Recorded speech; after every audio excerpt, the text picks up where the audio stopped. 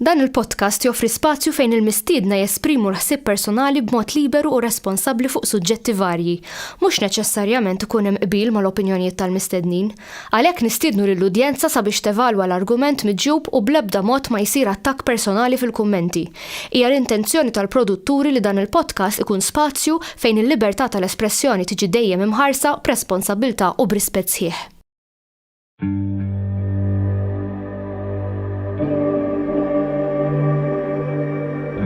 Perhaps we need some outside universal threat to make us recognize this common vow. I occasionally think how quickly our differences worldwide would vanish if we were facing an alien threat from outside this world. Grazzi Kevin tal-li ġejt naqat magħna sieħbi.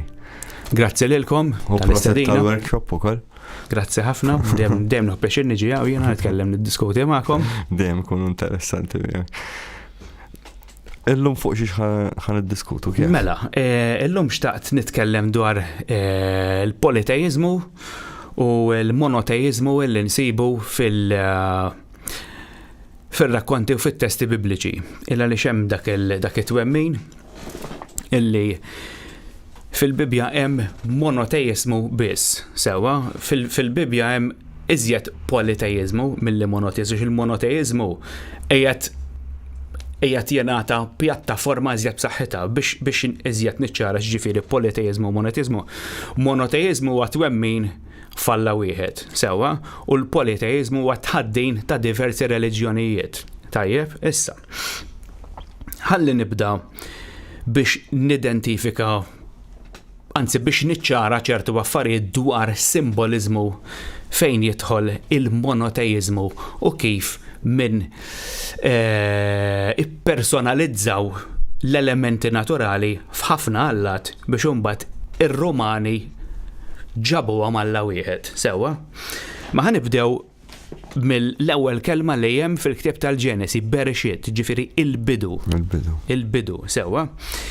Hemmhekk hemm miktub illi in-natura sewwa b'fomma qalet let there be light. Sewwa, issa.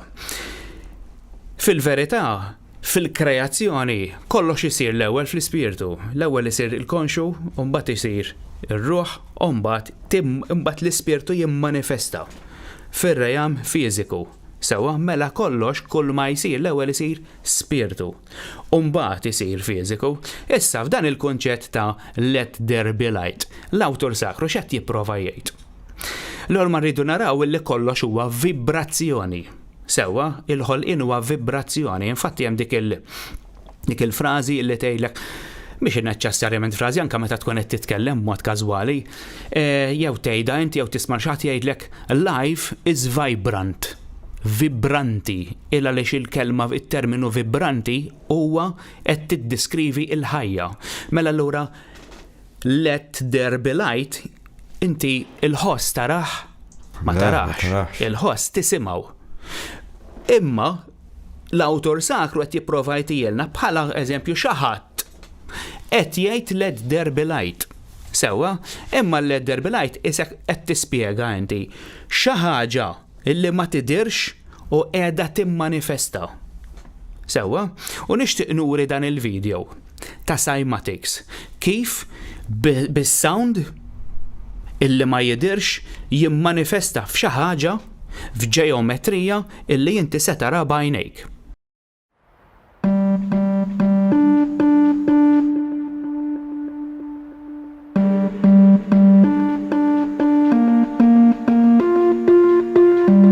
The first experiment for the Cymatics music video is called a Chladni plate. Now, Chladni plate's basically a metal plate attached to the top of a speaker. There's sand on top of the plate, and you play different tones through the speaker. The plate vibrates, which forms different shapes depending on the frequency of the sound.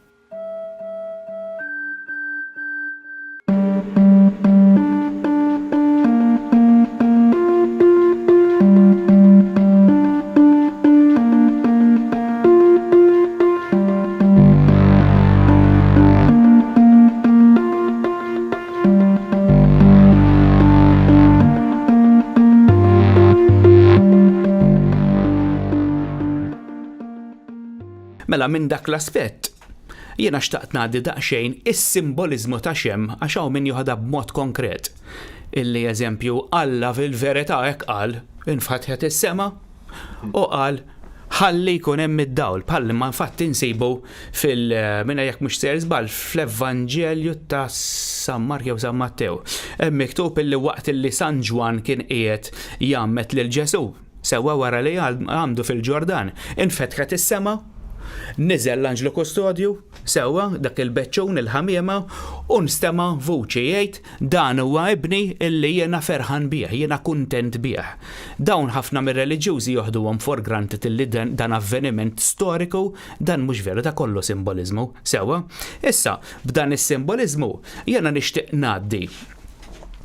Nixtieq niftaħ f'dettalji oħra għaliex kemm is-segwaċi Kristjani, Możajċi, jew nkella Ebrej jew Lut, jew nkella Musulmani jaħsbu illi f'kull avveniment illi hemm fl-iskritturi sagri tagħhom Alla dan li jridu jemnu bih hija tibdaħal f'kull avveniment għal mod tal-kelma. Jiena f'għaddej bil-karozza jiena u nfqajt bil-karozza.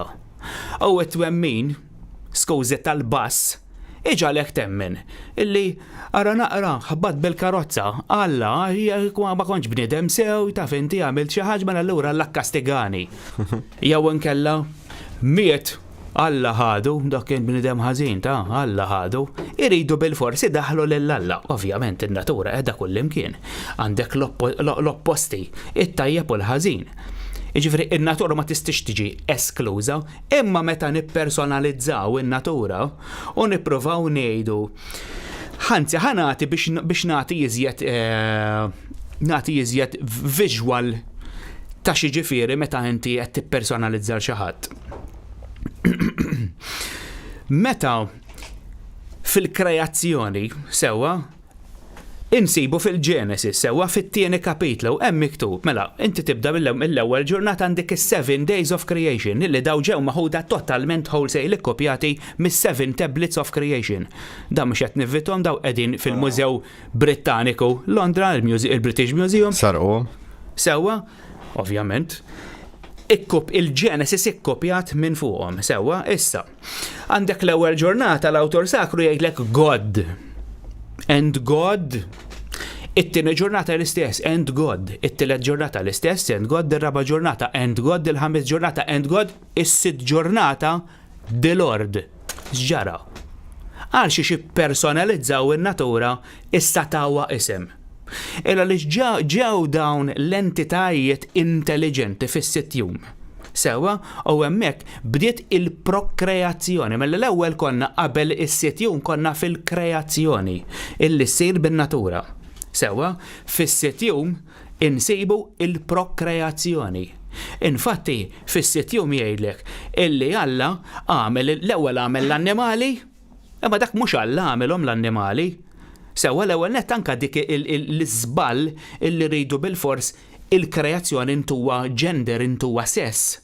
Għal xiex raġa, għal xiex Alla, għal xiex mux mara, għal xiex mux it-tnejn huma f'daqqa. U għal xiex fuq il-bniedem nefaħu fuq l-annimali li. Ġifi, hemm ħafna affarijiet, eżatt. Hemm ġenetika mdaħla.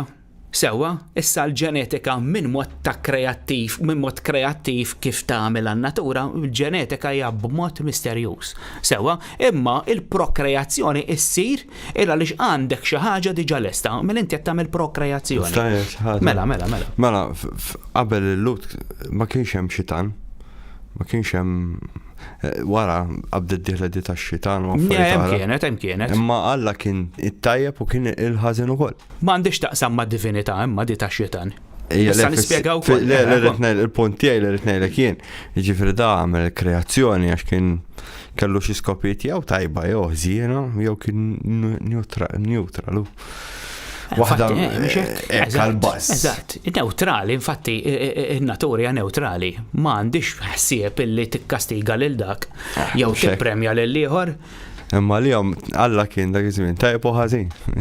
Infatti meta nirreferu għan-natura bħala Alla, in-natura hi tajjeb u ħażin, imma m'għandix ir-rieda kif ir-reliġjuż qed iħaddan dik it-tip ta' twemmin sewwa In-natura m'għandix rieda. Ma tikkastigax, ma tippremjax. In-natura meta ssir forest fire, sewa meta ssir jinna f'xi diluvju, xi tsunami, di ma xiex tikkastiga l xi ħadd. Għax dik in-natura. Dik in-natura. Issa jekk inti tittemmen li hemm xi ħadd qed jikkastiga kif kienu jemlu il-ġnus l-antiki, eżempju Vesuvju, żbroffa, għax l-alla vulkan qabżit l-ċinga u jrid jaqret il-Pompejda, sewa. Dawk huma kollha mitoloġiji bħalma nsibu l-folklor fi żmien il-medjevali, sewa. Issa, mela allura fis-sitjum insibu illi ġew dawn l-entitajiet illi huma evoluti ħafna iżjed minna u prokrejaw il-ħajja kif nafuha ma tassib id-dinożawri l-ħajja jgħidlek and God the Lord daqshekk God għax imbagħad jibdew jgħidulu the Lord God. Inti tista' issejjaħ ir-riħ li huwa element naturali sinjur jew mister. Ma tistax. Inti mal-tempata tista' tgħidilha sinjura. Ma tistax. Mela allura kif in-natura da qabdu sejħula l-Lord? Li fejjax tifhem għal xiex Lord. Għal xiex taw isem u jsejħulu il-missier. Għaliex il-missier? Għal xiex inti qed tipprova titqabbel persuna intelligenti man natura m'għandix taqsam xejn. Dan tħaddin illi evolva ma' żmien. U kull avveniment illi kien hemm dawn illi kienu jħadnu dan it-tip ta' twemmin illi joriġina minn mitoloġiji antikissimi sewa. U mbagħad evolvew u bdew ħadmu. Qabel is-Sumeri. U skulli qabel is-Sumeri. Imma it-ħaddin fuq reliġjonijiet, għax insibu li dawn fit-tavli antikissimi sewa, hemm miktub li ġew dawn l-entitajiet sewa u ħolqu. Seba'? X'inhuma? 7 entitajiet. Le, biżibilju. Le, mhux meta tgħid entitajiet qed nirreferi għal personalitajiet. Nies minn barra d-dinja tagħna, nies illi huma evoluti ħafna ġabu magħhom teknoloġija avvanzata, ġabu magħhom xjenzi avvanzati, u għamlu dak li kellhom jagħmlu. Immaġina aħna mmorru fuq dinja illi għadha primittiva, aħna wasalna fejn wasalna llum, sewwa, immorru fuq dinja illi hemmhekk m'hemm assolutament xejn.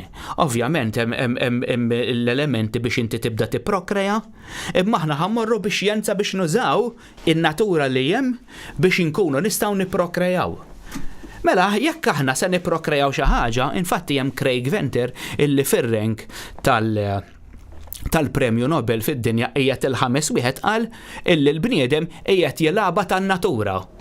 Għax qed jagħmel cloning, qiegħed joħloq minn prokreazzjoni, mela aħna qed nimitaw dawk li għamlu lilna, għax lilna għamluna, infatti hemm miktub ċar kristall fil-Genesis, illi dan l-Alla l-Omnipotenti kellu bżonn biex jagħmel, illi l-leva kellu bżonn jieħu kustilja minn Adam, għal xiex da kellu jagħmel ritiraqdu lil Adam, mela hemmhekk hemm proċedura medika. Għal xiex ritiraqdu? Għax dan qed jagħmel operazzjoni. Għamel low incision, mbagħad jgħidlek and he closed the wound. Din miktuba fil-Genesis, fit-tieni kapitlu tal-Genesis. Mela allura aħna qegħdin naraw jekk dan huwa din l-enerġija omnipotenti għandha għalfej taqtalu u toħodlu DNA biex tagħmel xi ħaġa oħra. Qabel Eva kien hemm Lilith. Imma daw kollha mitoloġija. Hija bħala mitoloġija ġifieri kien hemm xi ħaġa oħra qablu. Adam u Eva daw kollha simboliċi. Ngħidu li Lilith kienet prototype. Marret ħażin. Jien ma nemminx li kien hemm daw simbolizmu, Ejja, mhux hekk bħala simbolizmu ta' pereżempju l-ewwel waħda kienet ħażina, difettuża, mbagħad tagħmel it-tieni waħda. Trial and error. Imma di ta' Lilith u di ta' Adam u Eva dawn kollha simbolizmu. Kif ma nafx spjegajtih. Xorta jiena li kif ninterpreta daqs li kieku isma' alla xorta ħasbal. Jekk qed tirreferi għal dawn l-entitajiet kosmiċi. Ġifri waqt kienu qed jagħmlu proċedura tad-DNA. Dawk esposti li jieħdu żball. Qed tifhem l-evoluzzjoni dik li tagħmek inti titgħallem. Imma jekk qed nirreferu għan natura din ma tieħux żballi. L-isbali għamilhom il-bniedem Għamilhom tgħid tara il-bniedem, mela ħloqt kreatura u ħarġet difettuża. Xi torta għax babast fin-natura int. Kreaw ħafna xadin irrabjati. Imma mhux ċadini, ma naqbżux fuq soġġetti. Sewwa. Mela, aħna nsibu illi il-reliġjoni jew l-iskrittura qed tipprova tgħidilna illi il-preżenza tan-natura qiegħda kullimkien illi dak huwa fatt sewwa, imma din il-preżenza naturali tagħha persuna personalizzawha. Sewwa, mhux talli tagħha persuna, talli din tkellmet ma' diversi patriarki fil-Bibja u dawn spjegawha bħala raġel. Xi ġifieri timmanifesta. Xi mela n-natura timmanifesta f'raġel. Mela n-natura tagħtek xi 10 kmandamenti. Mela n-natura qalet tara l-bniedem mitneb mela ħaneqirduh. Daw x'affarijiet huma. Dawn huma reliġjonijiet illi jduru illi nħolqu nibtu minn dawn il-personati kosmiċi. Sewwa bħal meta bdejt ngħidlek l-ewwel. Jekk aħna sewwa wasalna minn aspett xjentifiku u teknoloġi wasalna f'ċertu livell fl-evoluzzjoni u mmorru fuq dinja illi din għada ma waslitx fejn suppost waslet sewwa u mmorru aħna u nibdew nagħmlu l-building blocks aħna il-kreaturi sewwa li aħna noħolquhom b'mod intelligenti hemmhekk lilna se jarawna għallat. Mhux hekk? Hawnhekk ġara fid-dinja mhux fid-dinja tagħna biss f'ħafna pjaneti oħra. Sewwa, jiġifieri din ta' Alla illi qed iħawdu dawn il-preżenzi personali kosmiċi intelligenti man-natura li minn God ġabuha Lord God dik irridu nifhmuha. U dejjem hemm jisu l-istess kunċett. Il-kunċett dejjem jibqa' l-istess. Għal xiex għaliex dawn ġabuha reliġjon u r-reliġjon tant kienet riġid, tant kienet stretta. Illi inti jekk ma temmenx sa tispiċċat maqtul, imħaġġar. Daw in-nies mhux għax kienu veru jemnu, għax kienu jibżaw. Sewwa. Għadna sallum imma naraw għadi kif. X'inhija? Tkun qed titkellem fuq dal-affarijiet ma' xi ħadd li jkun fanatiku. Mhix ovvjament. Minn dak l-aspett biex ma nitilfux ħafna ħin, ħalli nipprova nikkompressa kemm nista' informazzjoni. Sewwa. Bdiet ir-reliġjon ta' Alla wieħed. Imma din ir-reliġjon ta' Alla wieħed fejja ħafna loopholes. Għal xiex, illa lix tant ma bdix tistikja mal-Iżraeliti, għax issa ħanaqbes fuq l-Iżraeliti sewwa. Illi dawn ma setawx jaċċettawha illi hemm Alla wieħed. Infatti bdew idulu għall-artali ta' Alla oħra. U dan il-persuna kosmika illi jissejjaħ Jahwe fil-Hebru, imma fis-Sumeri, fil-tafli Sumeri nsibuh bħala Enlil li huwa l-istess wieħed, da kienet taqbiżlu ċ-ċinga u kien jikkastighom daqqa jibatilhom isrieb, daqqa ulleċ jeddidhom bek, daqqa jeddidhom bek. Imma dan se nsibu li mhux veru waqqas.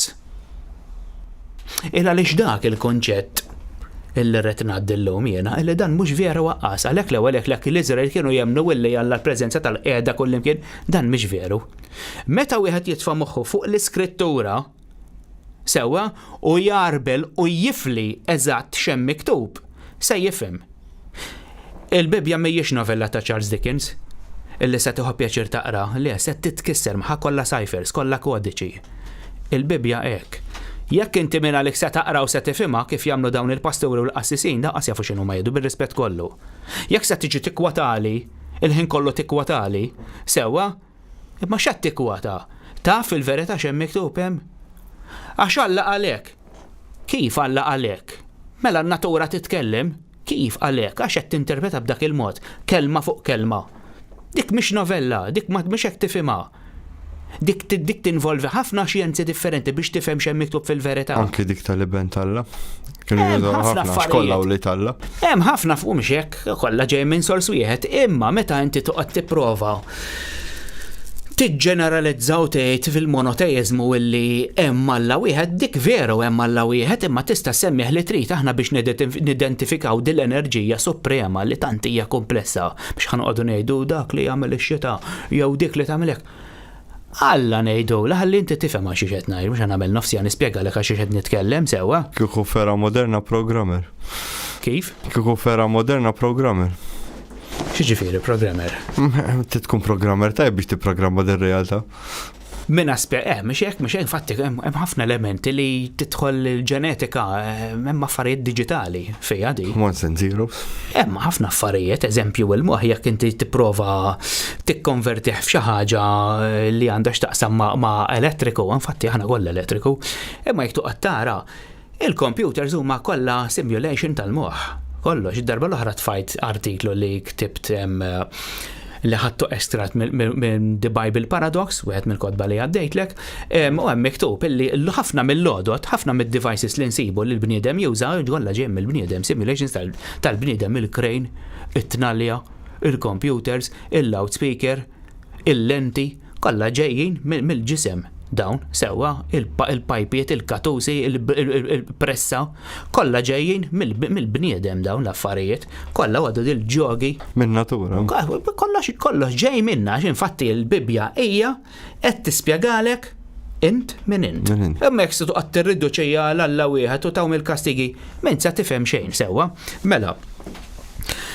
Ejja mmorru daqsxejn biex nifhmu iżjed 500 sena qabel Ġesu. Sewwa, mela l-Iżraeliti fil-Bibja hemm miktub illi ma imxewx mar-regoli ta' dan Alla, ta' Enlil, ta' Jahwe, sewwa, allura dan Enlil ikkastighom skont x'ridu jemnu huma. Mela bagħtilhom il-Babiloni biex jattakkhom. Dawn il-Babiloni attakkawhom forza, assedjaw il-Ġerusalem, il-Ursalim, sewwa, kisrulhom it-tempju u lill-Iżraeliti ħaduhom fl-eżilju. Sewwa, issa. L-istudjużi, l-awturi u l-orrif u l-filosofi Iżraeliti meta dawn ġew eżiljati ġol Babilonja sabu ruhom f'Babilonja li kienet għaddejja miż-żmien rinaxximentali. Sewwa, infatti Cyrus, sewwa, dak kien għamel biblioteka estensiva u vasta fejn inti tidħol fiha u tiġġennen biex jensa li kien hemm. Alkemija, astroloġija, fiżjonomija, kollox miktub minn arti antiki, maġija. Qed tifhem? Dawn l-istudjużi Iżraeliti meta skoprew li hemm din it-tip ta' librerija, daw intilfu inġennu hemm ġew dew ifittxu fl-ancestry tagħhom ukoll, sewwa nagħmlu 20 ta' snin dawn l-istudjużi u meta bdew eqelbu f'dawn l-iskrolli f'dawn it-tavli. Dawn isibu korrelazzjonijiet illi qed jaqblu mar-records mat-testimonju illi ħallilhom Mosè. Tajja. Sewwa, għaliex qabel kien isir kollox orali. U ħan nispjegalek. Bħall-Indjani għadhom sallum l-Indjani, l-American Indians.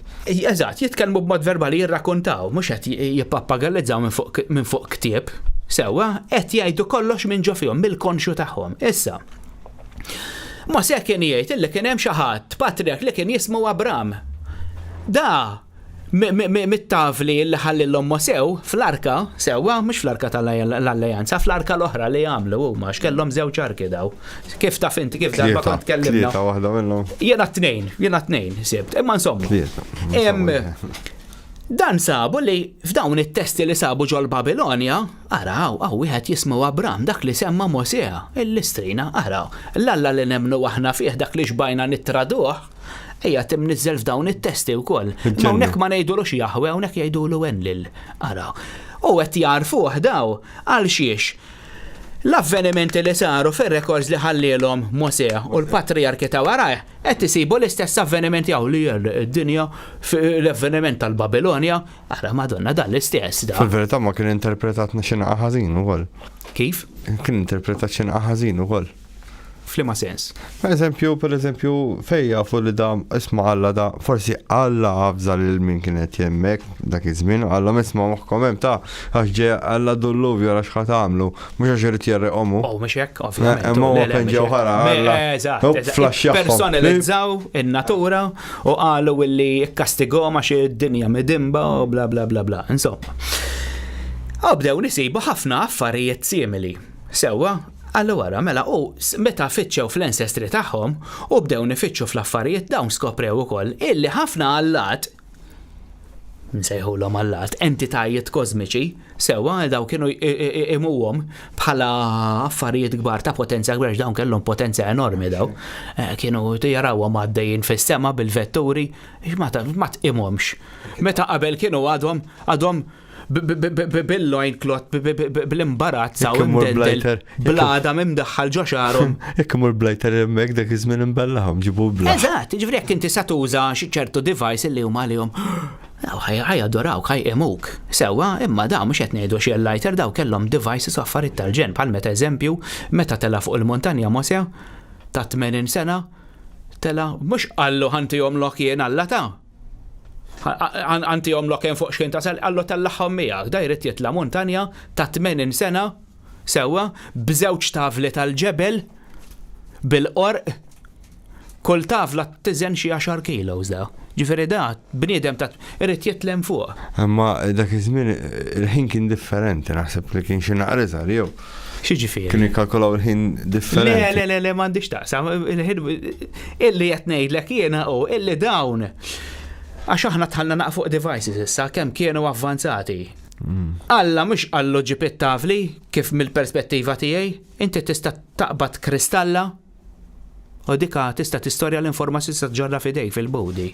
Għaskun taf li qiegħda f'idek jew fil-bowd. Jinġi li noqgħod nara daw l-istejja tal-ġinn u hekk, meta tara tal-ġinn tħobb x'ismu u joħroġ il-ġinn.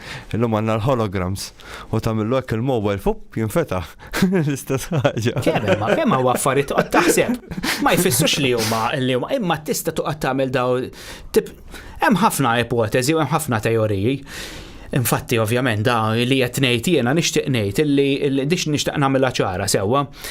Illi kull meta nitkellem jiena ma jfissirx li ngħid jiena u evanġelju. Sewwa dawn huma ipotezi, jiena ma kontx il-fejn sena hemm.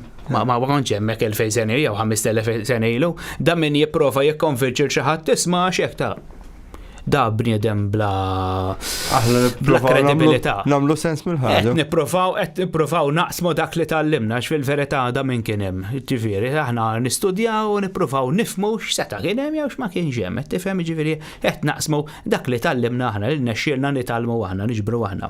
Issa. Mela dawn ħaduhom il-Babilonja l-Iżraeliti sewwa u daw isibu ħafna affarijiet illi ġew qabel Abram u sebaħu dalam. Mela, sa dak iż-żmien dawn bħala skritturi kellhom it-Torà u t-Torà tinkludi fl-Esodu, il-Levitiku, in-Numri u d-Deuteronomju. Dawk l-erba' kotba. Il-Ġenesi ma kienx jeżisti. Ma kienx jeżisti. Ġifieri l-Adam u Eva, l-kreazzjoni tas-sistema solari, l-kreazzjoni tal-annimali fis-sena fil-baħar u fl-art. Da xejn ma kellhom, ma kienu jafu xejn. Dawn sabuhom kollha f'dettalji miktuba cuneiform text jew fuq tavli jew nkella fuq scrolli fil-librerija Babilonika. Dawn minn hemmhekk ġabu, dawn ikkopjawhom sewa ħadu l-informazzjoni magħhom meta Cyrus the Great, Cyrus il-Kbir, illiberhom għallhom morru ibnu t-tempju Talla, anka din tinstema' daqsxejn kontradittorja għal xiex. Jekk dan kien politeist. Da kien jemmen ħafna l-lat. Kif morru ibnu t-tempju Talla, da f'daqqa waħda sar monoteist jemmen falla wieħed, ma tagħmilx sens.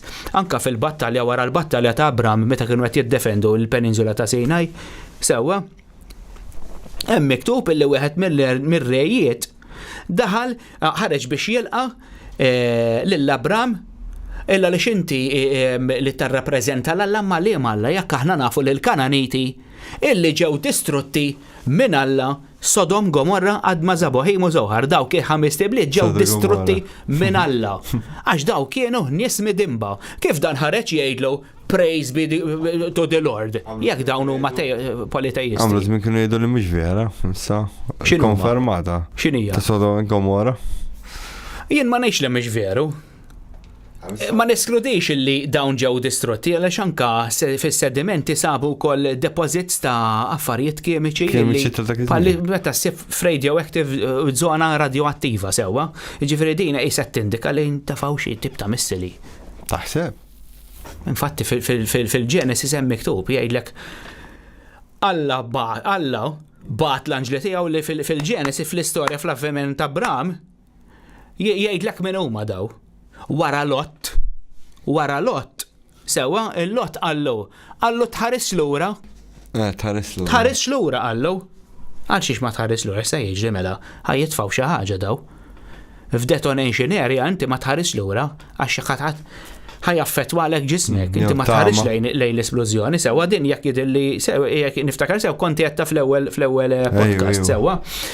Issa, dawn l-Iżraeliti ħadu l-informazzjoni magħhom mill-Babilonja u kreaw il-Ġenesi. Kif rridu mill-aspettattiva tagħhom. Mhux mill-aspett politeist, mill-aspett monoteist. Mela dawn diġà bdew personalizzaw in-natura u qalu l-alla tal-baħar, l-alla tek, il-politeisti, imma daw qabdu l-alla tal-baħar ma jeżistix, l-alla tat-tempesta ma jeżistix, kollox wieħed. U dan minn Elohim ġi Eloha. Sewwa, issa. Dan Eloha u Elohim mhumiex in-natura. Dik id-distinzjoni titissir u titissir breqqa għal xiex, għax int ma tistax tikkompara n-nies illi evolvew nies avvanzati intelligenti li għandhom fl-evoluzzjoni tagħhom miljuni kbar, mijiet ta' miljuni kbar ta' snin. Man natura illi m'għandix żmien, m'għandix ħin di eterna. Kif tista' tikkompara nies avvanzati kemm huma avvanzati man natura ma tistax. Imma dawn fl-iskritturi jgħidulek fis-sitt jum hemm qabża minn natura għall-Lords, minn God għall-Lords. Kif dan? Minn God sar Lord God. Ma tagħmilx sens. Mela allura hemm preżenza ta' xi ħadd intelligenti illi mhijiex in-natura imma qiegħda ġo natura, ġiet minn natura u parti minn natura imma mhijiex in-natura. Hemm indikazzjoni li ġara xi ħaġa jisu bej xi 75,000 sena ilu u 80,000 sena ilu fil-bniedem fejn saret dik il-jump. Bli ħafna żjed lura. Ħafna żjed lura, 9,000,000 sena. Astja? 9,000,000 sena. Lax, bdejt nara dal-aħħar li sabu il-jump li kbar waħda li saret dak iż-żmien. Meta tgħidha tissemmi 70,000 set mur lura fi żmieninok inti. Billi kienu ħafna ġnus, kienu ħafna entitajiet speċi iżjed ta' nies nsejħolhom nies illi kienu jgħixu f'din il-pjaneta hemm in-nies il-blu. Hemm ħafna nies differenti, speċi differenti li kull cycle jinqerdu. Kif għad jirrid jinqaret l-cycle tagħna ġifieri. Sewwa d-dinja terġa' tibda. Imma insomma, mela daw ħadu id-dettalji magħhom, krejaw il-Genesis u bdew.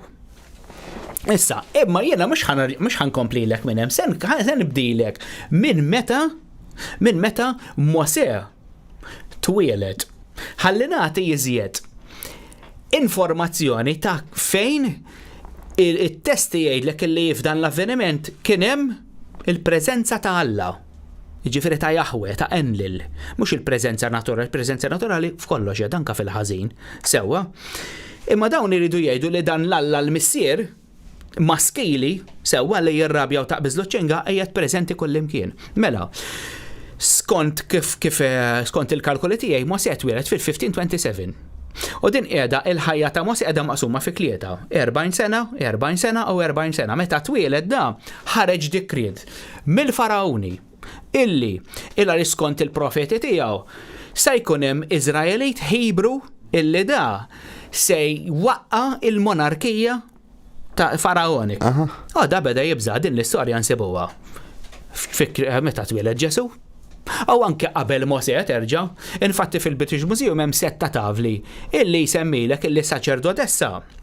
Dik kienet minn kast ta' assisin illi ma setawx iġorru, ma setawx ikollhom tfal. Għadi kellha x'taqsam mod sesswali ma' xi ħadd, kellha dan il-baby, rridu joqtlu ewla tarbija sewwa u din l-istess bħal ta' Mosè tafatu ġo Offa u tafatu fl-Eufrates. Sewwa fl-Iraq. Dan il-baby jsibu bidwi semmiħ Sargon u dan ma' żmien Sarria. Sargon the Great. Sargon il-kbir. L-istess ħaġa, irnexxielu jaħrab il-persekuzzjoni tar-Rea. Sewwa, issa. L-istess ħaġa Ġesu.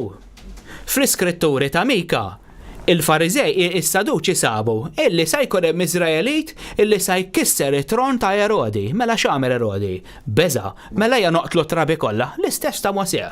L-istess ħaġa. Kien hemm xi ħadd ieħor ukoll xi 200 sena qabel ukoll Kristu għandu. l-istess ħaġa, l-istess Dik kienet storja. ħaġa repetittiva, Anka ġifieri. ta' slaten maġi tal-konċezzjoni tal-mara li twellet minn ġuv verġni. Dawn huma affarijiet repetittivi, ma sebonx l-ewwel darba fil-Kristjanità. Ġifieri dawn għandhom eluf ta' snin qabel ma nebet il-Kristjaneżmu, ġifieri. Sewwa, ma biex nibqgħu fuq l-istess nota, il-Mosè sewwa kien twielet miskin. Sfortunatament f'dak il-perjodu fejn ħarġet din il-profezija li l-farawni qalulu, isma' ħajkun hemm dan it-tali, sewwa li la jikber se jieħu over it-tron tal-Eġittu. Da qalliha. Sewwa, mela ja noqtlu it-trabi kollha imma tfajlit liha. Il-bniet ma noqtluhomx. Għalxiex għax l-eredi huma l-irġiel, il-maskili, il-ġeneru maskili dejjem l-eredi, in-nisa għazbis jagħtu każhom in-nies sfortunatament fir-reliġjon dejjem biċċa tal-art. Fir-reliġjonijiet monoteistiċi. Sewwa, issa. X'għamel da? Mosè. Da l-ewwel net jiena ma nemmenx li dak kien Iżraelit. Jiena nemmen li da kien jekk dejjem kien jeżisti, da kien Eġizzjan. U issa sanati daqxej ta' dettalji għal xi jiena nħoss li dak kien Eġizzjan. Mela ommu sewwa jew xebed Mosè tefatu ġo qoffa bħal Sargon u tefatu fin-Nil. Sewwa batet il-loħtu lil Marjam biex issegwih biex tara fejn se jispiċċa. U spiċċa fil-pool tal-palazz tal-Farawni. U di sa issibu bħalissa x'isimha il-prinċipessa. Tarmutis, sewwa. Di Tarmutis insibuha fl-iskritturi ta' Flavius Josephus. Illi jgħidilna mhux ġa Flavius Josephus illi kien jgħix kważi kontemporanju ma' Ġesu Kristu, sewwa, imma fi żmien meta l-Iżraeliti ħarbu fl-Exodus daw bdew jinkitbu dawn l-affarijiet, sewwa.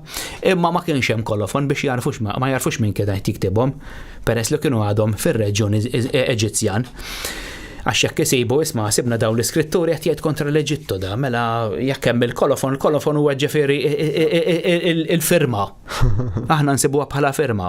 Qabel hekk kienu eżempju jkun hemm tavla, jkun hemm kolofon. Eżempju jien naf The Incident of Babylon u jkun kitbu it-tali għal-mod tal-kelma sewwa. Issa, da mhux se jagħmellek kolofon għax ikunu jafu minn kitbu f'dak il-każ kien Mosè jew xi ħadd imqabbad minn Mosè. Għax qed jikteb dawn l-affarijiet. Issa. Da, meta sabitu il-prinċipessa illi fl-iskritturi bibliċi mhux neċessari ekstra bibliċi bħalma nsibu ta' Josephus, insibu li l-prinċipessa kien jisibha Hatshepsut. Hatshepsut, sewwa, din il-prinċipessa li kienet it-tifla tal-Farawni. Qalet dan il-baby. Wieħed minn ta' ommijiet Iżraeliti. Sewwa, issa. Ma tagħmilx sens għaliex di fl-iskrittura biblika tgħidlek illi treġa' tagħtu lill-ommu it-tarbija tagħtu lill-ommu ma ħaditux mill-ewwel. Ma rabbitux mill-ewwel sewwa. Biex l-om tkun tista' treddaw għaliex il-prinċipessa ma kellix ħalib. Ma setax treddaw hija allura ta' skont l-testi. Aħna nimxu mat-testi, xem miktub. Sewwa, allura it-tifla li kienet qiegħda segwi l-qoffa Marjam li kienet oħt Mosè il-kbira, sewwa, waħda minn tlieta kien hemm Marjam il-kbira, Aron li kien ħu Mosè u mbagħad Mosè. Sewwa, Marjam kienet qed timxi wara l-qoffa u qaltilha l-prinċipessa qaltilha nieħdu jiena nerġa' u ntieħ lil waħda mill-Iżraeli mill-omm Iżraelita ħalli tkun tista' treddaw u l-prinċipessa qablet ma' qaltiliva. Qaltilha u mbagħad nerġa' nieħdu jien biex inkabbru jiena l-tifel biex inrabbih jiena. Hawnhekk ġara skont it-testi. Mela din ħaditu għand ommu, insomma, wara ċertu xhur jew jien naf sena jew xiex, ħreġat ħaditu il-prinċipessa. Tgħidli allura dak kien il-Farawni m'għandunax jekk il-prinċipessa qatt ma kienet pregnant dan it-tifel minn fejn ġie ma rrealizzax di dan il-Farawni illi dan seta' kien wieħed mit-tfal illi jipprojbixxa li jgħix illi ħareġ id-dikriet illi joqtlu it-tfal. Dal-Farawni ma kienx baħnan. nimmaġina jiena sewwa, mela allura da kif spiċċa fil-palazz man-nobbilta u kiber magħhom. Naħseb kien paranojda l-ostja da jizmi. Ovvjament, u jekk ħajoħodlu xi ħadd ir-renju, ma li ħareġ dikrit stret ma joqtol in-nies. Iwa, isa qed toqtol wirdjana dak iż-żmien, imma kamon, dan immaġina li jekk dan il-baby din it-tarbija spontat minn ximkien jgħida jistospetta jgħida la xi Eżraeliti, ġifieri kif f'baddaqa waħda ġi aċċettat u għaddielu dal-farawni li għeta għarrajt, u dik naħseb kienet fals alarm li ħajuħod li xaħat titron, mela ħalli jgħix. Sewa, ma tagħmilx sens. Mela da, mhix veru kien Iżraelit, da kien Eġizzjan, infatti ismu stess qed jindika biċ-ċar. Mose hija terminu, mhux isem, terminu Eġizzjan. Imma fil-Bibja nsibu fl-etimoloġija Ebrajka illi l-isem Moshe, mhux Mose, Moshe, anzi Maxa. Insibu illi da qiegħed id-definizzjoni tal-isem tal-kelma tgħidlek drawn out, meħud minn ġol ilma. Ħaduh sewwa, imma l-propja etimoloġija tat-terminu tfisser eredi. Illi dan it-terminu jien jintuża b'mod legali fit-tribunali jew quddiem il-farawni. Jekk għal-mod tal-kelma jiena għandi proprjetà u daħalli xi impostur jew xi ħalli li rid joħod lill-proprjetà tiegħi, sewwa dak id-dispjut jiġi miġġudikat quddiem il-farawni, sewwa f'dan il-każ. Allura Mose jiena l-eredi l-propja. Min aspett legali dak it-terminu kien jintuża bħala quddiem il-farawni kien. Quddiem il-farawni, sewwa. Mela jiena Mose l-eredi jew inkella jiena l-proprjetarju ta' din l-art. Imma din it-terminu sa niġu għali jażjed il-qudiem. Mose tista' tfisser ukoll fl-istess etimoloġija. Illi tfisser the son of it-tifel ta' xi ħadd. Infatti, kemm il-prinċipessa u kemm bissier il-prinċipessa kellhom f'isimhom Mose. Tnejluma Mose kien jisimhom. Il-prinċipessa kien jisimha Mose. Missier il-prinċipessa kien jismu Tot Mose. The son of Tot. The daughter of Allat. It-tifel tal-Alla Tot. Imma peress li Mose ma kienu jafu minn jommu. Semmew Mose. The son of ma nafux ta' minnu. The son of Mose. Kien marruf ġiex ismijiet oħra, mu. Kif? Kien marruf ġiex ismijiet. Imma dawk imbagħad interpretazzjonijiet li ġew wara. Sewwa bħalma meta eżempju jagħmlu sens. Jagħmlu sens, meta kien saċerdot fit-tempju ta' Helios, eżempju illi kien jekk niftakar sew bħalissa l-isem insejx ismu insomma. Xkultant jaħarbuli l-ismijiet. Insomma, da rabbew fil-palazz tal-farawni u kiber hemmhekk. Sewwa. Infatti dan ingħata awtorità da sar prinċep imbagħad. Ingħata awtorità f'diversi setturi tas-soċjetà fir-renju fl-Imperu Eġizzjan. L-ewwel waħda nsibu li da kien ġeneral sewwa u kien amministra l-assedju ta' Abissinja ġol Etjopja. Sewwa meta kien assedja din il-belt u bħala trofi meta ħada l-belt bħala trofew kien ħaq it-tifla tar-rea bħala l-mara tiegħu. Sewwa il-belt kien jisimha Saba. Sewwa u danħa dik kienet sewda faħma. Anka l-Eġizzjani suwed faħma mhux bħal l-Eġizzjani li nsibu llum. Il-propri Eġizzjani suwed. Sewwa. Issa, infatti dawn insibu illi ħut ma se komplejnjaw. Your Cushite bride illi ġej mill-Etjopja. Sewwa għax kienet sewda hemm qisu xi element ta' razziżmu. Din insibuha fit-testi wkoll. Sewwa, immeta komplejjaw kemm Aron u kemm Marjam ikkomplejnjaw illa li ġdan ħamara sewda. Maħax waħda mill-linja ta' Abram. Sewwa, komplejnjaw għax it-taħlit għax daw kienu nies li jħobbu jżommu il-ġenetika tagħhom fl-istess fl-linja. Se tifhem? Issa, wara li dal-avveniment militari kien ingħata wkoll il-binja ta' waħda mill-bliet li jissemmew fit-Torah, sewwa, fl-Exodus. Hemm il-belt ta' Ramasi u hemm il-belt ta' Fitom, sewwa. Issa, is-Septuagint l-iskrittura Griega semmi wkoll belt oħra, On, li hija Helios. Heliopolis, il-belt ta' Heliopolis, kien hemm 3 tibliet li kienu qed jinbnew dak iż-żmien. U Mosè kien ingħata l-amministrazzjoni biex imexxi l-binja ta' waħda minnhom. Sewwa, jien iżjed nagħmilha il għaliex minn hemm ħarbu dawn iżjed qiegħda viċin kemm tan-Nil. Sewwa, mill-postijiet l-oħra. Tispjegalhom eżatt illum il-ġurnata fejn qiegħed on. On qiegħed kważi fejn Memphis.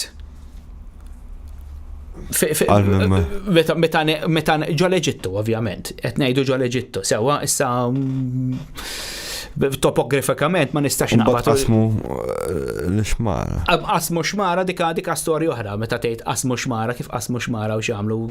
Meta ngħidu qasmu xmara għax mara Nil qed ngħidu. Mhux għall-Baħar l-Aħmar. Għall-Baħar l-Aħmar. Dik ħanaslu għaliha.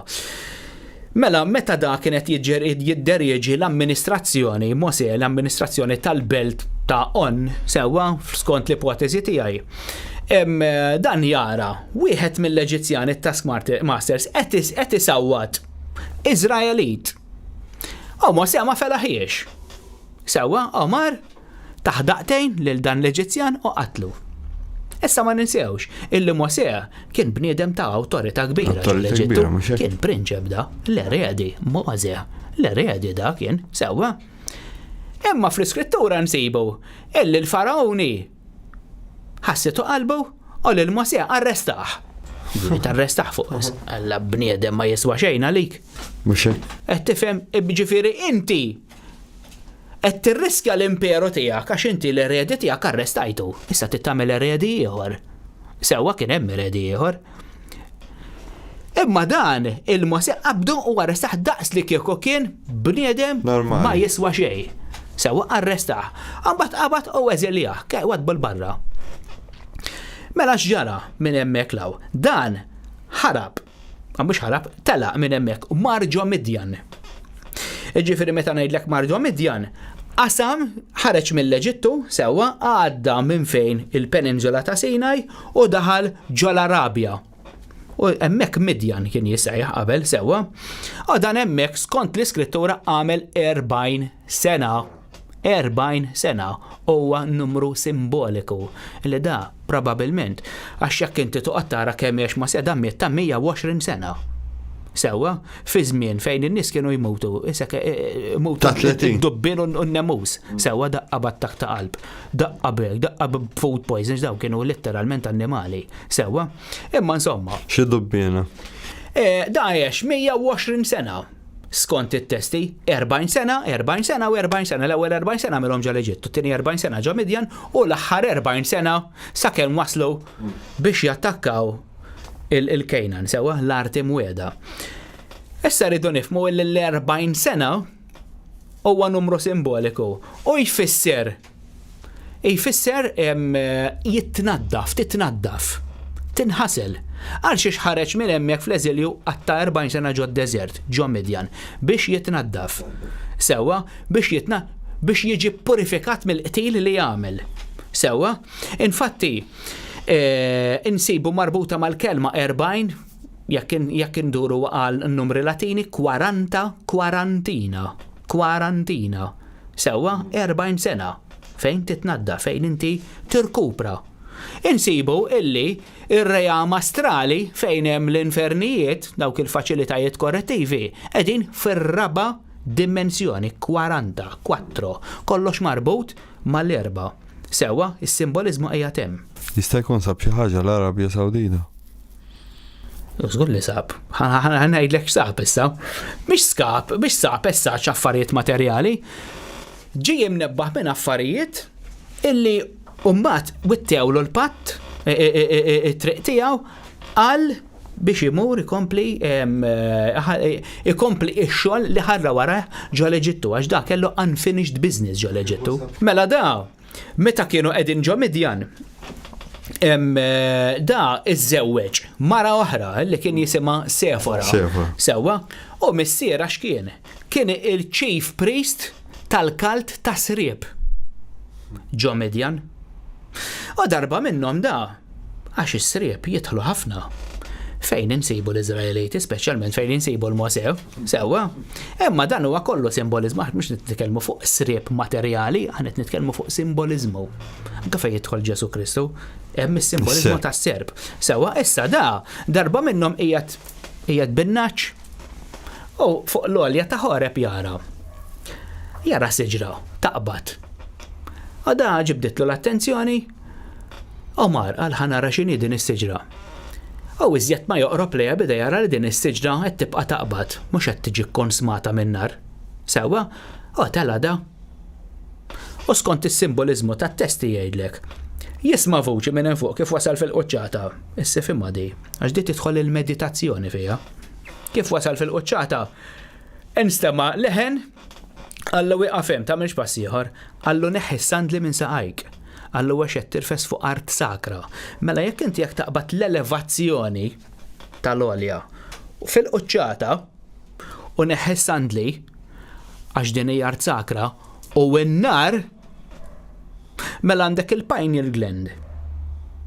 Illi meta inti jkollok kundalini nirvana jkollok meditazzjoni suċċessiva inti se tħoss is-serb fiery upsurge issa qed tħoss isu serb tan-nar tiela ma' darek, ma' sinsla ta' darek.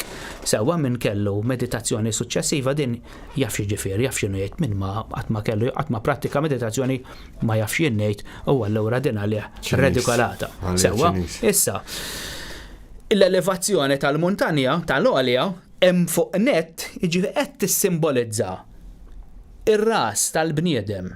Sewwa ir-ras tal-bniedem fejn Ġesu ġie imsallab, crucified, imsallab. Imsallab ma tfissirx illi qtilt ikkastigajt sal-mewt lil xi ħadd. Illa lix qabel ma kinux jisalbuhom lin-nies dik mhix veru li kienu jsalbu n-nies. Sewwa, infatti fit-testi Griegi nsibu Stauros. Mhux Stauros huwa zokk. Siġra. Arblu. Kienu jwaħlu għamek daw. Sewwa, mhux kienu jisalbu għamek, kienu jwaħlu għamek. Mela siġra x'tiġi bħalissa mela. X'jiġifieri? Siġra bil-Grik. Imma li jasar. Ma għandix idea. Siġra. Inti qed tirreferi għal zokk, hemm differenza bejn zokk illi tqaċċtulu il-dak kollha. Dan huwa qed jiġi implementat biex jikkastigaw il xi ħadd fuqu. Sewwa.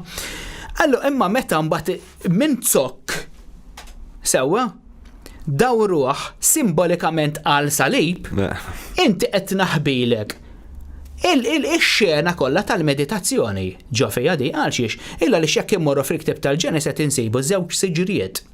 Għandek is-siġra tal-elf. Is-siġra tal-elf rappreżentata b'Luċifru, li hemm konnotazzjoni kbira mas-serb, mar-rettilu, mad-dragun. Sewwa? Is-siġra tal-elf. Imbagħad għandek is-siġra tal-ħajja. Is-siġra tal-ħajja salib l-ank Eġizzjan. Eternal life. Mela qbatt is-serb u tfajtu fuq is-salib. Għandek żewġ affarijiet. Ġesu huwa l-erf, huwa s-serb. Issallab fuq is-salib. Qed jissaħħaħ, mhux qed imut. 50 kliem ma sallabx. Ma sallabx, imma il-kroċifissjoni jekk tfisser simbolikament. Tissallab għax din il-penalty, dan il-pena kapitali ma qatt ma kienet teżisti. Dan kollu simbolizmu. Il-Misselmin jgħidu li tara fuq karru tan-nar. Jekk tistikja ma' simbolizmu propja. Sewwa, inti se tasal fejn suppost tasal, jekk inti se toqgħod tikwota reliġjoni ta' dak għalhekk u dak għalhekk u dak għalhekk. Ħadd intilef u se tasal imkien. Kultant nibda ngħid imma allura daw kif jaqbdu dal-ktieb men jgħidu l kara. Għax Jesus għalek. Jawn kella meta kien għadni kemm rajt video. Jesus is kam mhux ġejle, hemm iktar probabilta li jiġu l-aljeni milli jiġi Kristu. Imma insomma. Dika ħaġa oħra meta jgħidu li ġej Kristu għax Kristu, meta ngħidu Kristu, mhux qed nirreferu għal Ġesu. Mhux hekk. Kristu huwa skużi l-konxu. Ġesu huwa l-bniedem. Mhux hekk. Sewwa m'għandhomx jaqsmu xulxin. Kristu meta tgħid Kristu il-kelma propja hija Messija illi huwa s-Salvatur. Imma s-Salvatur jekk tidħol fl-ispiritwalità huwa hemm stess. Inti s-Salvatur. Sewwa, għalhekk inti meta tagħmel meditazzjoni u hawnhekk issir it-tisliba għax inti s-Salvatur tiegħek stess. Inti hawnhekk għandek l-aċċess għall-infinità. Il-pineal gland. Infatti din insebuha meta Jacob kellu l-astral projection darbtejn, qiegħda enfasizzata darbtejn fil-ktib tal-Genesis daqqa meta Rassellun u l-anġli tal-għajnu niżlin. Sewwa, hemmhekk u qal mela hawnhekk sa nsemmih pineal, għax kellu astral projection. Inti biex tuża meta tagħmel astral projection u qed tara sewwa qed tuża il-pineal third eye, line divina. Għad kien hemm minn għamel astral projection u jien naf ikkomunika ma' xi ħadd. Astral projection. Ħafna mela jiena għandi ħbib tiegħi ma naf kemm veru ma qalli. Qalli li kellu kuntatt ma' xi ħadd qalli kien isu grej u taħt isu tablet. Taħt tablet. Għalli ma bdejx nifhem. Imma eżempju x'kienet l-astral projection. Di stramba. Imma eżempju bħal remote viewers, l-aħħar darba bdejt nara ġiex remote viewers qed jitkellmu. U jgħidu li daw jaraw xulxin. Waqt li kun jagħmlu remote viewers. Mela anke f'astral projection, jiena wet nistgħu immorru nagħmlu astral projection flimkien u nintaqgħu fl-astral. Astja. Ejva, tista'. Allura jista' jkun pereżempju ġi xaħwa kienu qed joħolmu ħolma. U għamu t-nej flimkien li zommu jċurxin? Ma jista' U l-istess ħolma? Jiena għalija kollox jista' jkun. Fil-ħajja kollox jista' jkun. Mhux ħolma kellhom astral projection flimkien. Ejva, żgur. Il-ħolma għandu ħafna x'jaqsam sa ċertu punt ma' astral projection. Għax inti biex qed tuża għajnejk? Le, żgur mhux qed tuża l-għajnejn fiżiċi tiegħek, inti ġismek tal-leħem. Inti ġismek tal-leħem tuża l-fiżiku astrali tiegħek, qed tifhem tuża l-ġisem astrali tiegħek. Biex inkomplu fuq dak li kont qed ngħid. Fej kont wasalt bħalissa? Ħaw ta' il-pineal gland. Le, mhux tal-pineal gland. Konna wasalna meta Mosè tela eżatt, meta tela fuq l-olja, insomma, u inti meta tiġbor dawn id-dettalji kollha da mhux veru kien hemm siġra mhux qed tiġi konsmata u bdiet taqbad u kien hemm din il-vuċi l-qalklu inżassant li dawn l-affarijiet ma jiġrux qatt ma ġraw mhux se jiġru. Sewwa, min ħajqgħod jistenna dawn l-affarijiet jiġru ma nafx. Good luck. Ma nafx. Imma insomma dawn huma kollha simbolizmi qegħdin fl-iskrittura biex inti tifhem x'qed jipprova jgħaddilek il-messaġġ sewwa, mhux qiegħed hemm biex temmen dak li hemm miktub jgħidlek Ġesu mexa fuq l-ilma. Jaqam il-mewt, kollox simbolizmu, tifhem x'hemm miktub. Mhux ma taqraħiex isa novella, di mhux novella. Mewt jista' jkun kien brok u ġi. Imma segwaċi, imma n-nies li jemnu dawn jemnuhom, daw joħduhom bħala affarijiet storiċi li veru ġraw. Tifhem, u hija qiebsa biex tipprova tfehmu ma xejdulek Alla jista' jkollox, naf li jista' kollox, imma mhux minn dak il-kunċett. Jista' jkun pereżempju xina jgħidu li taqdi meta jirrakkontaw l-istorja tal-Lażru, jista' jkun dak hemm waqgħet taħt xi koma u ġiftiegħu. Jista' jkun ma beda jinten jgħidlek. Beda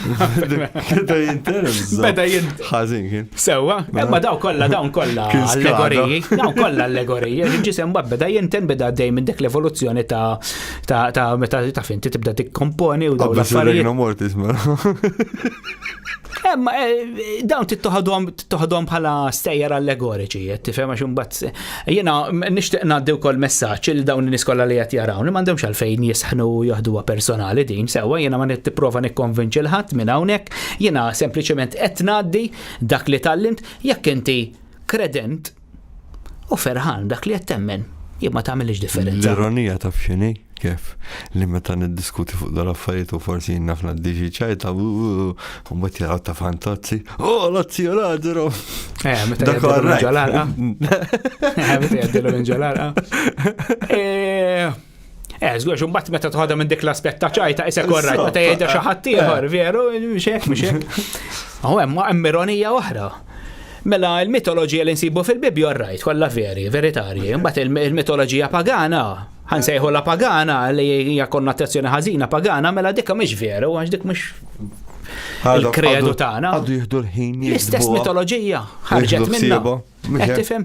Issa, mela, is-simbolizmu barra li hemm il-meditazzjoni mdaħħal fija si il-kundalini, il-nirvana, inti għandek illi hemm fuq kellu relazzjoni ma' xi ħadd da b'mod simboliku, Mosè, dan eżassandli rifes fejn kellu jirfes, u mbagħad jgħidlek fit-testi jgħidlek l-Anġlu tal-Alla kellem lil-Mosea u qallu biex imur jillibera l-tfal ta' Alla mill-Eġittu għax qegħdin taħt il-jasar. Sewwa dawn, issa. Da qallu imma qallu jiena min jien biex immur niċċallenġa lill-Farawni qallu. Qallu jekk ma jemnunix, qallu li jbatni inti, qallu x'ħan ngħidilhom biex jarfu, men kif ħan nirreferi għalik. Qallu għajdilhom I am. Tifhem? Simbolu ieħor I am. Mela hemm fuq meta qed fl-elevazzjoni tal-orja inti I am, meta tagħmel meditazzjoni suċċessiva inti taf min int. I am naf min jien. Issa naf min jien fil-verità, jiena mhux dak il-bniedem illi nqom għax-xogħol is-sistemat mis-sistema biċċa mbarazz ġabni is-sistema jużani kif irid u fejn irid u kif irid, sewwa bil-barcode. U jibqisni prodott fuq xkaffa meta jrid isibni I am. Allu għejdilhom illi I am batek. Allu all right, allu ma u dax xorta baqa xettiku Mosea fl-istorja, sewwa fit-testi. U Alla qabżitlu, allu x'għandek fidejk, allu bastun, allu armih mal-art. Isma' di, allu armih mal-art. Dak qabad armih mal-art il-bastun, oġi serb. Issa fil-maġija meta taqbad is-serb minn wara dik hemm relatat ritwal maġiku, sewwa ma rridx qed nidħol fl-okkult. Da allu watbu mal-art is-serb u da il-bastun oġi serb dan il-bastun. X'jiġifieri da kif ġi serb għax ma ġiex kukkodrill. Le, kamon, bil-fors serb, illa li hemm mis-simbolizmu tas-serb. X'jiġifieri ġi serb mela diġà sibnaw illi iċ-chief priest ta' Midjan li kien jiġi l-kunjatu ta' Mosea kien fil-kalt ta' srib.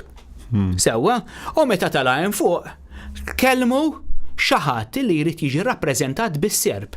Infatti, meta jgħidlek kelmu għall-Anġlu tal-Alla, Serafin. In-nar tas-siġra rappreżentat kemm bin-nar u kemm bis-serb. Toqgħod taħseb 1+1, dawn jagħmlu ħafna sens, sewwa. Allu all right, u da mar. Jista' jkun anke hemm occurring ieħor, possibilità oħra. X'jiġifieri? Mek dak il-ħin. Jista' Għax jkun inti qed tiddaħħal l-arka u veru. Le, jista' jkun kien qiegħed taħt alla kaċċa u kellu trippa ta' Kristu da. Jista' jkun, jista' jkun. U r-reliġjonijiet kollha daw ffundati fuq trippa tal-alla. Jista' għax inti meta toqgħod tara dawn it-testi kollha konċentrati fuq il-ġisem tal-bniedem. Biex hekk. Inti x'qed jipprova jgħidlek imma qed jipprova jgħidlek illi inti. Jekk tieħu di. Le, inti veru b'saħħtek, imma inti ma tafx min inti, mela meta taqra l-Bibli sessir taf min int. Għalhekk hemm ħafna dawn l-avvenimenti simboliċi moħbija tant huma moħbija sew biex inti ma tiskoprihomx. Ella lix jekk inti se tiskoprihom u ma temminhom se tirredikolhom. Allura dawn qegħdin għal daw kif ftit illi jafu x'inhu jiġri. Imma bad meta xi ħadd jiskopri u jaf kif se jieħħendilja l-biċċa xogħol, jista' jgħaddija lil xi ħadd u jispjega ħielu f'ħinu u f'waqtu. Sewwa, imma dan mhux ktieb illi se jifhmu kulħadd. Għax se jiġi profanat, id-dettalji li hemm hemmhekk se jiġu profanati. Sewwa, allura, infatti fis-secret societies insi għalhekk daw secret societies, għax mhux kulħadd se jifhem. Għandek dawn l-erba' min-nies illi huma qegħdin inizjati f'din il-kalt u dawn qegħdin jagħmlu ċertu affarijiet illi nies oħra għalihom dawn mġienen daw in-nies. Għalhekk aħna ma nassoċjawx aħna mal-bqija tad-dinja, għax il-bqija tad-dinja sistemati. Aħna le, mela secret society, ħallina nkunu sigriti kemm irridu. Sewwa secret society, il-Bibja, ekki. Ejja misterju u jifmu minn veru kif hemm miktub fil-ktib tal-Apokalissi minn għandu l-erf se jifhem. Sewwa minn m'għandux. Joqgħod jaqra l-Charles Dickens mela. Insomma. Mela. Għax hekk jien ħadd toqgħod tiġi tikkwatali u isek blajt Bibja, kull kif inkemm il-Madonna jien ma noqgħodx niftakar hekk biex ma nafix il-Bibja hekk. Jiena niftakar sewwa ma mhux noqgħod nikkwatalek ngħidlek isma' sar hekk, jew sar hekk. Jiena mhux computer moħħi, infatti moħħi l-ħin kollu jfall nibda jgħid Madonna x'isima dik, x'isima l-oħra, ma bdix niftakar sewwa, ma dan taf x'inhu dat twemmin Iżraelit eżatt. Għax min ikun għallim tajjeb fil-nazzjoni Iżraelit li jkollu memorja eċċellenti.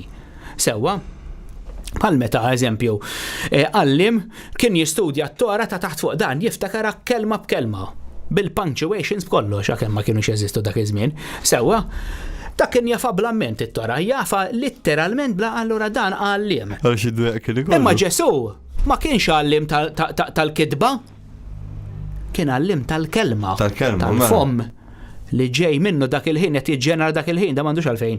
Joqgħod jitgħallem skrittura blamment biex joqgħod jiftakar x'għandu jgħid, dan jaf xi jrid jgħid. M'għandekx għalfejn toqgħod tikkopja u taqra u timmemorizza da jaf x'inhu jgħid. Kellu moħħu miftuħ. Dak kellu moħħu tal-bliħ jekk dejjem kien jeżisti, ma jiena ma neskludix li kien jeżisti, jien li neskludi dawk l-affarijiet bombastiċi li għajjem in-nies mill-mewt li jagħmel hekk li kollu simbolizmu astroloġija u affarijiet.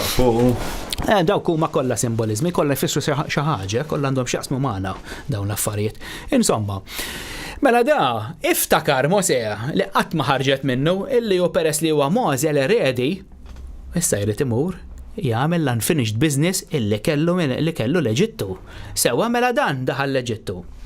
Jaf illi waħdu ma seta' jagħmel xejn, imma jaf in-nies għax hu kien ġeneral, prinċep, għandu l-kuntatti, kien qassis u kien sabaħ u dal-għamda, sewwa kellu l-kuntatti. Imma waħdu xorta ma seta' jagħmel xejn dan. Rid jisraq l-arka ta' dik jgħidu l-arka tal-Alleanza, sewwa, dik il-device li kienet ġol piramida. Imma rrid ukoll is-saħħa fiżika tan-nies, in-nies tiegħu. Mela dan użuhom in-nies. Jiena l-Exodus inħares lih bħala battalja. Dawn mhux kien hemm dan ix-xaħat għamel dawk l-10 kastigi u bl-10 kastigi ċeda l-imperu tal-Farawni liha. Hemm avvenimenti f'dawn l-10 kastigi illi ġew approvati biex jenza, mhux sa ninnegah dan sewwa illi lix migrazzjoni enormi ta' ġurati għadha ssir sal-lum. Sewwa? L-vulkan jisbroffa jkun hemm ionization ġol ilma. Għadha ssir sal-lum. Dawn huma affarijiet li ġew approvati biex jenza imma illi saru wieħed wara l-ieħor eżatt. Eżatt kif tispiċċa kastik jibdilek l-ieħor. Hemm kazzat oħra barra minn hekk. Kemm għax dak kien hemm chain reaction chain reaction mill-vulkan. L-ionization ġol ilma, il-ġurati, mbagħad toħloq katina sieħa ta' hemm affarijiet illi meta tibda tidħol fihom. Tibda tgħid mhux qed jagħmlu sens għax qed jikkontradixxu l-xulxin u ħanejdilek isma' ħaġa din mela. F'wieħed mill-kastigi dan l-Alla tal-Iżraeliti qatel il-livestock kollha, l-annimali kollha. Hemm teorija xiex. Le, isma' biex jinġej l-ewwel. Sewwa, qatel l-annimali kollha. Naturally anthrax.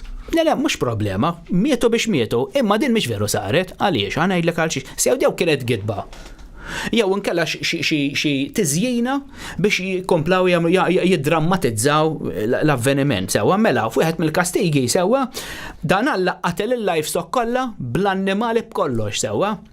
Issa meta nsibu illi l-Farawni meta l-Iżraeli taħarbu ħadu minn ġol piramida ħadu l-arka. Flowt jawa jew xamlu l-levitat ruħa minn fuq ix-xmara Nilu ħadwa fejn ħadwa. Mbagħad waslu fejn il-Baħar l-Aħmar. Sewwa fit-tarta fuq x'infatti hemmhekk hemm post jismu Pi Hahiroth. Pi Hahiroth jiġifieri tfisser it-tarf tal-ilma. Fit-tarf ta' fuq net, sewwa dawn waqfu hemm għax siebu dead end. Siebu dead end insomma. Warahom kien ġej il-Farawni biex kien ġej il-Farawni.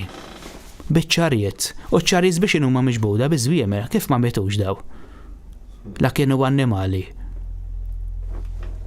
Ma tagħmilx sens, jekk dan Alla ħarbulu dawn iż-żwiemel tal-Farawni ħarbulu, żelqulhom il-kastik, kif baqgħu hemm daw?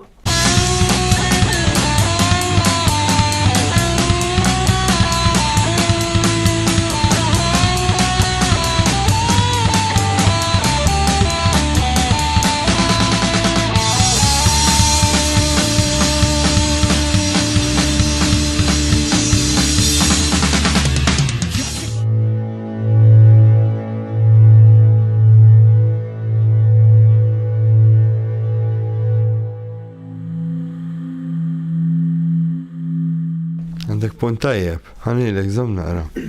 Mela. Kif ma mitux daw? Jekk allaqathom. Għaret, ħantik spiegazzjoni. Inti naturally occurring anthrax jaħdem meta inti mill-ħmieċ u l-affarijiet. Issa, ovvjament, jekk tmur sallu ġurnata tal-lum fejn in-nies li jgħixu bit-talim u tal-li kien jgħixu dak iż-żmien, jiġifieri li jkunu sajdi, ignoranti iktar naqra iktar minni, insomma. Daw, għadda tiġri dil-istorja, l-ekki huwa naturally occurring anthrax. Issa, dawk fej kienu jżommu żwiem il-farawni, kienu jżommhom notfa u up to date. Mexek. Allora, li ġara miet il-bejjem u li kien hemm reħmiċu l-imbarazz. Mexek. U l-oħrajn baqgħu need prestige. Ekku, imma inti jekk tuqattara timing bej kastigo ieħor. Għalhekk għatlek kienet daw ċerti kastigi ġew approvati biex jenza. Le, kollha approvati biex jenza. Imma inti meta tuqattara timing ta' bej wieħed u ieħor. Anki dil tal-ewwel wilt li jmut l-ewwel wilt, għax inti kellek pereżempju ġrat milux issa ġo post fl-Afrika fej joħroġ carbon dioxide minn taħt mill-blat u joqtol carbon dioxide isfel il-wilt, l-ewwel wilt kien jorqod isfel, allura kien imma inti meta inti qed tgħid li dawn l-avvenimenti saru wieħed wara l-ieħor. Sewwa? Għadhom isiru. Hemm it-timing ta' bejniethom. Hekk sarux kollha fl-istess żmien. Jew inkella x'inhi chain reaction. Min xiex beda da. Within 20 years, rajnihom isiru. Daw l-affarijiet. Ma daw saru. Saru illa 50 ġimgħat, 50 xhur. Mhux hekk. Imma within 20 years rajnihom isiru daw ġifieri għax jien dħalt fid-dettall fi għadra. Le, mhux hekk. Ejwa, le, naf, għalhekk ġew approvati biex jenza. Imma meta aħna mbagħad nippruvaw nitfgħu f'dak il-kunċett. Għalhekk l-ewwel għatlek huma jippruvaw jaraw il-preżenza tal-ħin kollu kullimkien. Il-Vjetnam. Illi dawn huma occurrences naturali. Il-Vjetnam kienu idawru t-temp. Huma stess, l-Amerikani, kienu jimmanipulaw it-temp u provata. Tista' tfittxilhom u titfaħħilhom. Provata kien jitfgħu xi kimika u t-teknoloġija hija antika. Allura daw kienu jaġġevolaw l-affarijiet għalihom. Qed tifhem x'qed nipprova ngħidlek illi avvenimenti naturali huma bdew jgħidu li daw ġew triggerjati minn dan l-Alla biex jikkastiga lill-Eġizzjani. Skużi, sewwa, imma fil-verità da mhux kastig kien, dak kien avveniment naturali. Imma huma dejjem iridu jsibu dik xi ħaġa biex jgħidu bħalma l-ewwel semmejtlek il-karozza ħbatt, ara naqra ħbatt. Alla ridni naħbat għax jiena bniedem ħażini, jew tifhem. Insomma, kultant ma jaħdimx bil-fair play kif. Qed tifhem jiġifieri daw qed jippruvaw isibu illa kullimkien. U Alla fil-verità għalkemm in-natura qiegħda f'kollox fil-ħażin ukoll. Dan Alla ma kienx kullimkien dan l-Alla li qed jgħidu huma. Infatt biex ma ntawwallekx. Sewwa, meta dawn irnexxilhom jeħelsu mill-farawni, sewwa, wara li jużaw tattika militari Eġizzjana, ma ninsewx li dawn prattikament il-kultura Eġizzjana ħaduha magħhom daw. Sewwa, meta dawn irnexxilhom jeħelsu mill-farawni, meta ġew u sabu l-ilma qoddimhom ma setgħu immorrum kien.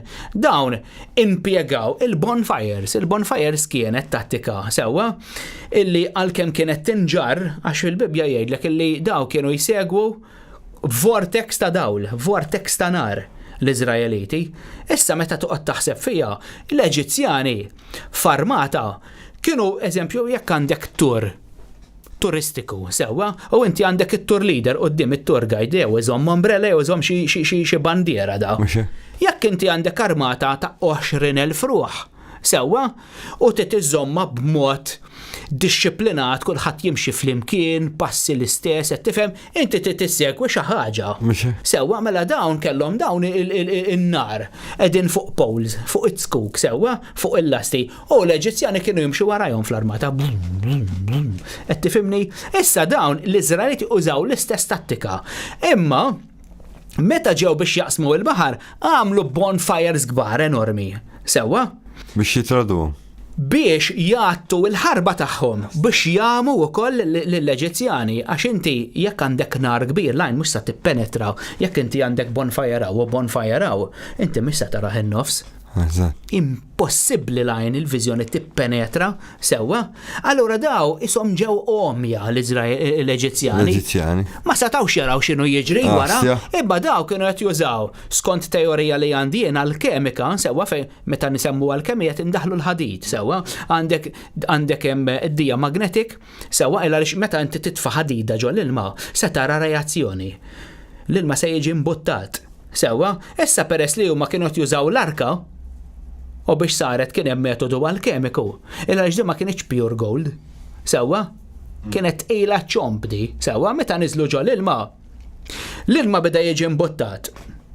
Skont teorija illi saret minn żewġ Ġappuniżi fin-1990s. Sewwa. Astja. Di, qabdu chamber tal-ilma. Sewwa u għamluha u da sejħulu dan l-esperiment di Moses Effect. U infatti ġara eżatt kif spjegat fit-testi fl-Exodus. Jgħidlek li l-ilma tela. Sewwa issepara. Illa li x'għandek isekettejt plus u minus. Sewwa l-ilma ġie imbuttat u friża. There were two walls that congealed jgħidlek fil-Bibja on either side mela għandek ħajt ta' ilma friżat u ħajt ta' ilma friżat in-naħa l-oħra. Dan ġi provat f'test ta' żewġ Ġappuniżi. Dawn iż-żewġ xjentisti Ġappuniżi wieħed jismu Sueno jew kunjomhom, wieħed Sueno u l-ieħor Iwasaka kienu waslu konkludew dan l-esperiment illi semmew The Moses Effect fejn litteralment jinħoloq ħajt tista' tajt friżat naħa ta' ilma sewwa li xi darba kien ilma likwidu u ħajt in-naħa l-oħra u din inħalqet speċi ta' avenue kif qiegħda. Mela, jien qed nispjega l-esperiment imma biex naqleb għat-testi issa sewwa qed jgħidlek x'ġara fit-testi da sewwa din id-drama kollha fejn għandek żewġ ħitan friżati ta' ilma sewwa u bl-arka għaddejja fin-nofs, jiġifieri nħalqet avenue twila sewwa u l-Iżraeliti għaddejjin minn nofs. Issa, jekk inti toqgħod iżomm f'moħħok kieku dan l-effett illi dawn qed isemmu dawn iż-żewġ xjentisti ma friżax l-ilma sewwa x'infatti anke fit-test jgħidlek li l-ilma friża. Kieku inti minn fejn tgħaddi l-arka biss tirrepella l-ilma sewwa biex tkun tista' tgħaddi l-arka. Kif appena tgħaddi l-arka se jerġa' jkollassa l-ilma se allura mhux qed ittihom ċans lill-Eżraeliti ta' wara jgħidu għax dak kien hemm. Litteralment kif skont il-kalkolazzjoni li għamilt jiena sewwa skont l-ewwel ċensus li jittieħed minn Mosè u t-tieni ċensus dak kien hemm ma' 2 miljuni 3 miljun ruħ. Mhux ċajta ġifieri. Ma eżaġerax nara fil-nam. Ħafna eżaġerata di, imma jien għamilt kalkolazzjoni. Sewwa li qiegħda f'The Bible Paradox mill-irġiel kollha li ħa miċ-ċensus sewwa li tala l-ammont tal 3 miljun ruħ. Jiena qatt nikkalkula li kull raġel minn 15-il sena fuq dan irid jiżżewweġ sewwa. Ma kienx hemm singles u dak kull raġel jiena tajtu ftit tajtu nisa tajtu minn 2 sa 3 nisa kull wieħed għax daw kienu jipprattikaw il-monogamija, ġifieri jista' jkollok iżjed minn mara waħda. Ġifieri daw in-nisa kienu fabbriki ta' tfal. Veru kien jammonta għal popolazzjoni kbira, ma naħseb jiena f'400 sena biex jitilgħu 3 miljun ruħ, naħseb jiena daqsxejn esaġerata. Esaġerata, imma ejja ninsewhom dawn il-figuri sewwa. Ġifieri li xjentifikament ma nafx kemm tista' tiġri di li żewġ ħitan litteralment jiġu konġelati u jgħaddu dawn il-miljuni ta' nies sewwa. Imma t-testi jgħidlek li żewġ ħitan ta' ilma ġew ikkonġelati meta għaddiet l-arka sewwa u dawn speċi ta' għamlu dal-esperiment konfermaw dawn iż-żewġ. Issa taħt il-video tal-podcast nagħmel id-dettalji sewwa għal min ovvjament ma xtarax skala żgħira ma diwx hekk. Xiġifieri l-esperiment li sar mela ġo chamber u ġo laboratorju sar infatti da fil-1990 sekk mhix se żball.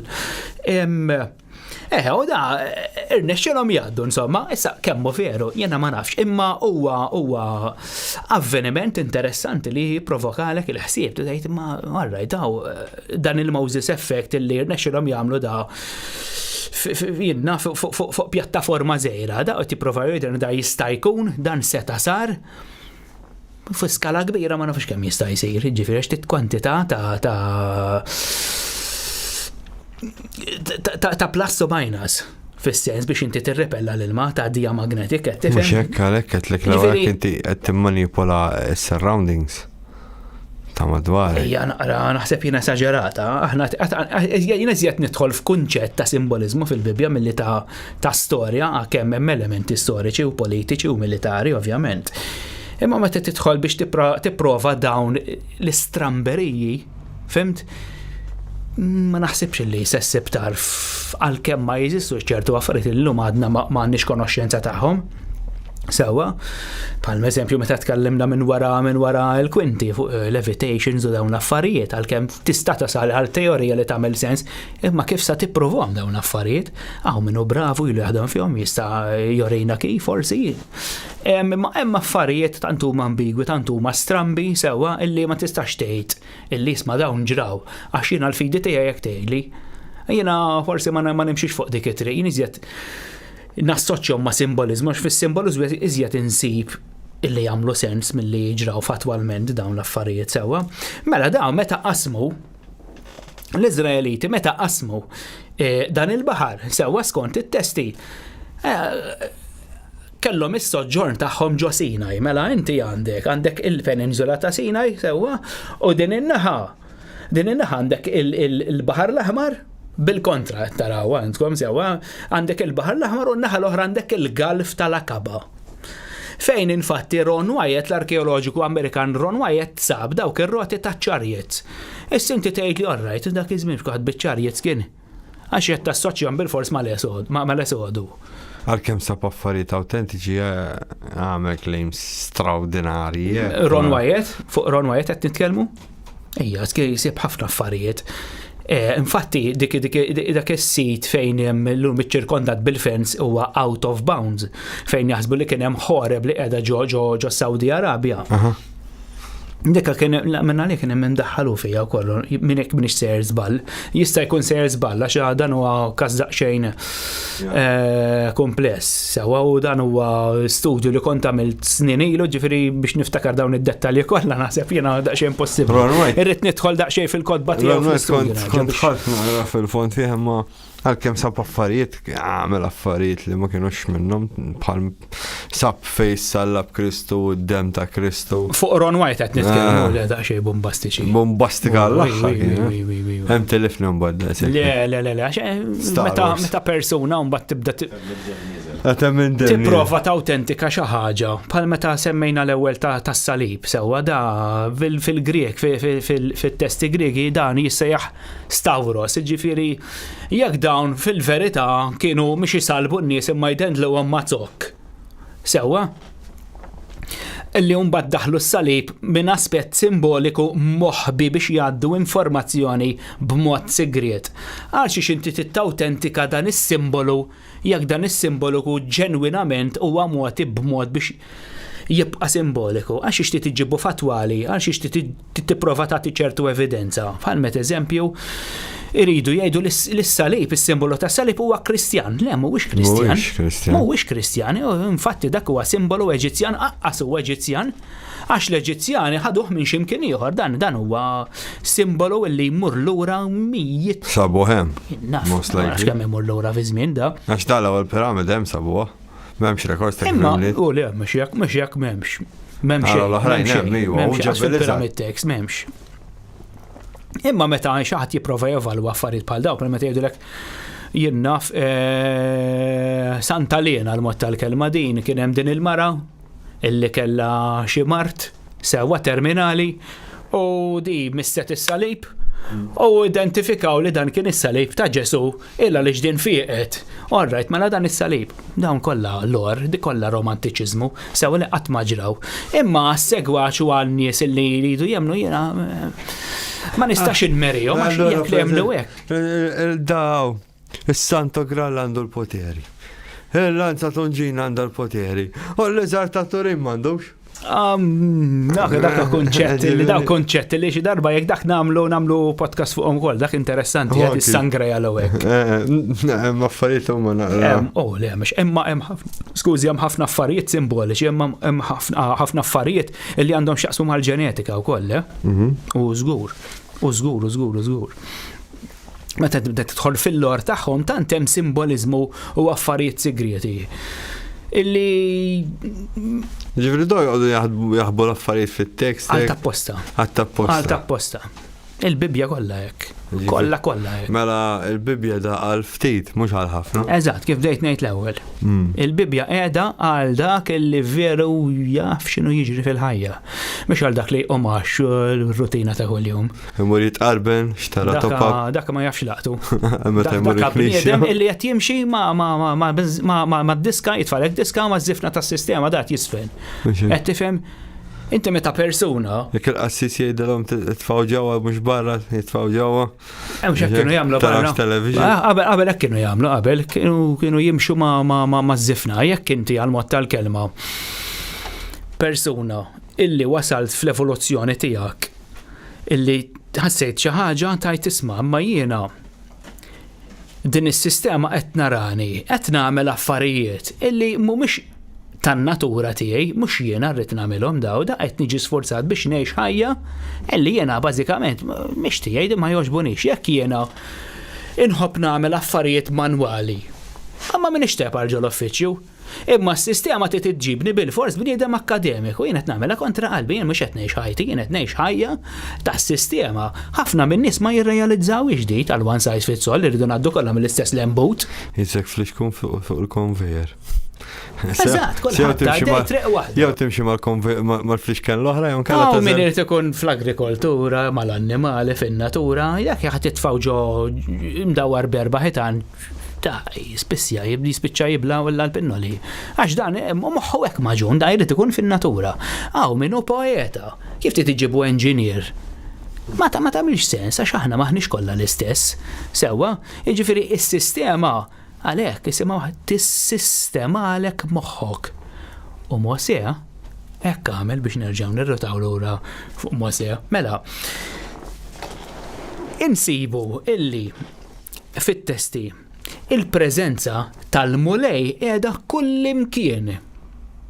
Il-Eġizzjani iddistruġġihom u għelebhom mhux l-Iżraeliti, il-mulej. Għax il-mulej daħal fil-farawni u fis-soldati kollha ippossedihom dawwarhom kontra xulxin u daw kisru l-xulxin daw. Sewwa skont l-iskrittura hekk tgħidlek. Ir-romantiċiżmu kif tifhem jekk inti bniedem illi tħaddan ir-reliġjon hekk se tifhimha. Jekk inti bniedem illi inżajt l-attachments kollha tas-sistema, inkluż ir-reliġjon għax dak huwa element ovvjament importanti illi tittifhem għax ixqiegħed hemm din mażra. Ma għandek mażra ma saqajk men ma nistax nirlibera ruħi minnha, il-ħin kollu nħoss dak it-toqol tar-reliġjon. Suppost Alla ma jħares lej wiċċ ħadd. Ma jħares lej ħadd. Allora daw kellhom xi privileġġ ara. Infatti jekk qed tipprova tgħaddilek messaġġ il-Bibja, imma meta inti tipprova tidħol f'dak il-messaġġ qed taqaf l-iżball jekk inti qed tara minn dak il-kunċett illi Alla veru joqtol in-nies. Ma tagħmilx sens. Fil-verità huma ddeċidew hekk.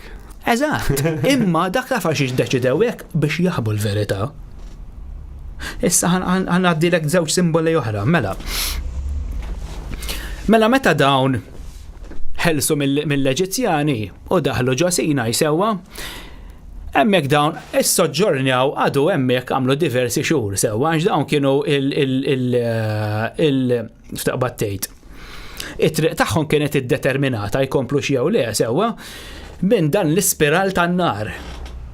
Kif jiġi jidher l-ispiral tan-nar sewwa bob mela tlaqna għax il-mulej qalilna biex inkomplu l-vjaġġ tagħna. Meta kif kienet, meta l-ispiral jidher u meta jekk minix ser żballek kienet, meta jitlaq ġifieri ikkampjaw, meta jidher ġifieri segwuni minn għaliex ħaġa kienet. Kif għad l-ewwel dana kunċett li tħalt fih iżjed minn 10 snin u ġifieri xkultant nipprova nerġa' nidħol fih biex inżomm ruħi up to date sewwa biex ma tinsix ċertu affarijiet. Imma xejn jibża. Issa, meta kienu qegħdin is-soġġornjati ġo Sinaj, sewwa, ifhimha dil-biċċa. Mose għamel iċ-ċensus, imma biex ma nidħolx fil-figuri esaġerati li hemm. Sewwa għax di inti meta toqgħod tara daqsxejn dawn il-figuri ġo Sinaj li nġabru kollha daw tgħidli daw kienu kollha joqogħdu l-Eġittu, jiġifieri kieku dawn sar l-esodu veru. Kieku da spiċċa bankrupt, immaġina issa kif ġiena dipendenti għaw Malta b'dan il-barranin kollha sewwa, illi bnejna ekonomija fuq il-barranin. Dawn jekk jaqbdu jiddeċiedu jitilqu kollha Malta tispiċċa. Ekonomija bla immaġinazzjoni. Għax infatti jekk inti toqgħod tifli l-istorja tal-Iżraeliti dejjem kif hija minsuġa fl-Exodus, dawn kienu jitkontribwixxu dawn mhux veru kienu skjavi. Kienu jagħmlu x-xogħol. Dawn kienu infatti kien hemm ħafna minnhom marwalati fl-armata tar-Rea. Fl-armata tal-Farauni, sewwa kien ħafna minnhom gwerrieri, infatti jsejħulhom ħabiru, il-ħabiru kienu gwerrieri professjonisti. Kien hemm minnhom anki li kienu jikkarvjaw il-ġebel. Kien hemm kellhom ħafna xogħlijiet differenti, min kien ħaddiet, min kien alla tal-ħobs, min kien nafsajiet. Huma kienu n-nies ġifieri dak kellhom soċjetà komunità kbira sewwa, imma kif tittejdilna l-Bibja jekk inti toqgħod tipprova tikkwantifa' n-numri biex tasal għal kalkolu ta' totali kemm kienu dawn in-nies f'numru tgħid tasal 2 miljun jew 3 miljun ruħ. Tgħid Madonna kif jista' jkun. Jiġifieri dan il-Farawni kien daqshekk torta ignorant illi ħallihom kollha ġo l-istess post. Kieku jien biex nasal nemmen illi kien hemm dak in-numru kbir 3 miljuni kienu mqasmin fl-Imperu Eġizzjan. Jista' jkun hemm xi ħaġa. Xiġifieri? Jista' jkun hemm xi mkien ieħor? Nies? Iżraeliti? Ejja ngħidu li l-istorja jaġnuha u jafġuha kif il-Russja jridu. Sawa? Ejja ngħidu li Mose rnexxielu jġib trattat u jibni belt sakemm inkiser it-trattat. U dik il-belt ma kienx jismu Mose, kien jismu Akenakin. Dik tħart li fħaġa oħra ma issa hekk. Għax l-istess ammonti kien hemm ġo dik il-belt isu. Tħart li dika ipotezi ta' Freud. Għax hemm din. Ipotezi ta' Freud li tagħmel sens sa ċertu punt illi li Akhenaten kien reġa' mar lura biex jillibera lin-nies tiegħu. Sewwa ma mbagħad hemm ħafna affarijiet ma jaqblux ukoll. Bħal Ħutu. Ejwa. Hemm ħafna affarijiet li ma jaqblux meta inti tibda l-ewwel nett jekk ħanoqogħdu nibbażaw fuq ipotezi li saret għal mod tal-kelma 3500 sena wara Mose, jien iżjed nista' nibbaża fuq it-testi tal-Bibja, testi bibliċi, għax huma ħafna iżjed antiki li fuq ipotezi li saret fis-seklu l-għadda ta' Freud. Interessanti ħafna, inti meta ara, jekk jiena rrid ngħid illi Ġesu veru mar l-Indja u mhix veru miet. Insibhom daw l-affarijiet, insibhom, jekk irid insibhom fil-ballem qegħdin. Imma jekk imbagħad jekk irrid ngħid illi Ġesu miet, veru se nsibhom ukoll, ġifieri l-moħħ li teħsa. Stramberija għaliex imbagħad tibda tgħid ma. Law of attraction kollox. Il-meħħa taqbad temmen daw. Law of attraction kollox. Tagħmel iktar sens. Jiena infatti f'The Gospel of Forbidden Truth qiegħed għandek ukoll sewwa hemmhekk għamilt biċċa. Minn bniedem xettiku li Ġesu ma mietx fuq is-salib, mhix veru miet fuq is-salib sewwa u dħalt l-emmola u sibt illi da seta' xi pożizzjoni li raqat ġifieri mbagħad reġa' qam irkopraw u smagel jaħ barra minn Ġerusalemm sewwa. U dan għex hemm ipotezi li għamiet ta' 120 sena. Infatti meta x'ismu Notovich mar fil-ħimmiż ġo Kashmir, da intaqa' ma' testi tal-Budda hemmhekk illi jgħid illi kien hemm persuna jisimha Isa sewwa li ġejja minn Esaw, Jesus qed jirreferi għal Ġesu dak kien jagħmel il-mirakli u kien bniedem saċ ħafna, kien bniedem għaref sewwa. Hemm imbagħad dan l-istess Notovich li qal li dawn kienu skritturi li ġabhom mill-ħimmiż Buddhist monasteri sewwa ġol Kashmir u stess qal li dawn kienu falsifikazzjonijiet, kienu frodi. Ukoll. Iva, għalli mhux veru. U stess għalhekk ġifieri. Kien hemm kontroversja sjaħli kien hemm xejdu bħalissa. Madoff. Forsi ġim ħallas biex jgħidek? Le, ġim ħallas biex iżommu manzi daw, biex jaħbi kollox. Ġim ħallas minn Madoff, xejdulhom ta' taħt il-Papa bħalissa. Il-kardinal kien hemm kardinal illi kien għaddielu somma flus biex jikkompensah tal-flus li nafaq. Da Notovic, Nikolaj Notovic, sewa fis-seklu l-għadda, biex iżomm l-informazzjoni li għandu fil-moħbi. Assja. Da, imma bat ħareġ u jgħid illi kollox falsifikat. Issa da wara li pubblika kollox kien, sewa, issa ġara falsifikazzjoni kienu daw frodi jew le. Ħadd ma jaf. Għax hawn ħafna nies illi ħarġu jgħidu li Ġesu mhix veromiet, ma l-verità x'inhi. Meta jidħol l-element speċjalment illi da kien jagħmel il-mirakli. Kif qal ir-Riki qal tajjeb ħafna li dawn kienu kollha rimedji li għandhom x'jaqsmu mal-East. Infatti il-kunċett tal-East tal-Vant beda dieħel fin-naħa tal-Levant u mbagħad daħal fl-Ewropa fil-żmien medjavali. Imma mbagħad dak il-kunċett sar diaboliku, allura mbagħad daħlet l-Inkwiżizzjoni u dawn in-nies li jirremedjaw bil-ħaxix u hekk dawn kollha nagħmlu organizzaw witch hunt u naħarquhom u hekk qed tifhem. Dak il-kunċett huwa reali li tista' Jaħarquni kienu lili. Anka li jaħarquni li maħruq. Anki sejra di jaħarquni. Ġifieri jekk tidħol fil-kunċett reali illi kienu rimedji li kienu jsiru minn aspett ta' ħxejja xi ħaltu ħxejja xi hekk jagħmlu mediċini erbali ġifieri minn aspett naturali, dak huwa kollu reali. Nhom jagħmluhom daw in-nies, jagħmluhom dawn l-affarijiet sewwa n-nies.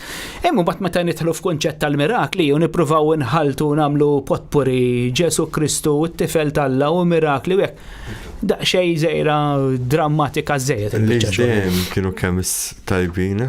Eżatt, infatti dika kemm il-ġurnata għandna biex nagħmlu lil Mambit. Mela kemm hija. Żewġ pirmli le. Mhux daw il-pirmli bejt. Mhux għall-kemija isek ħallat żewġ affarijiet. Hekk isa dik.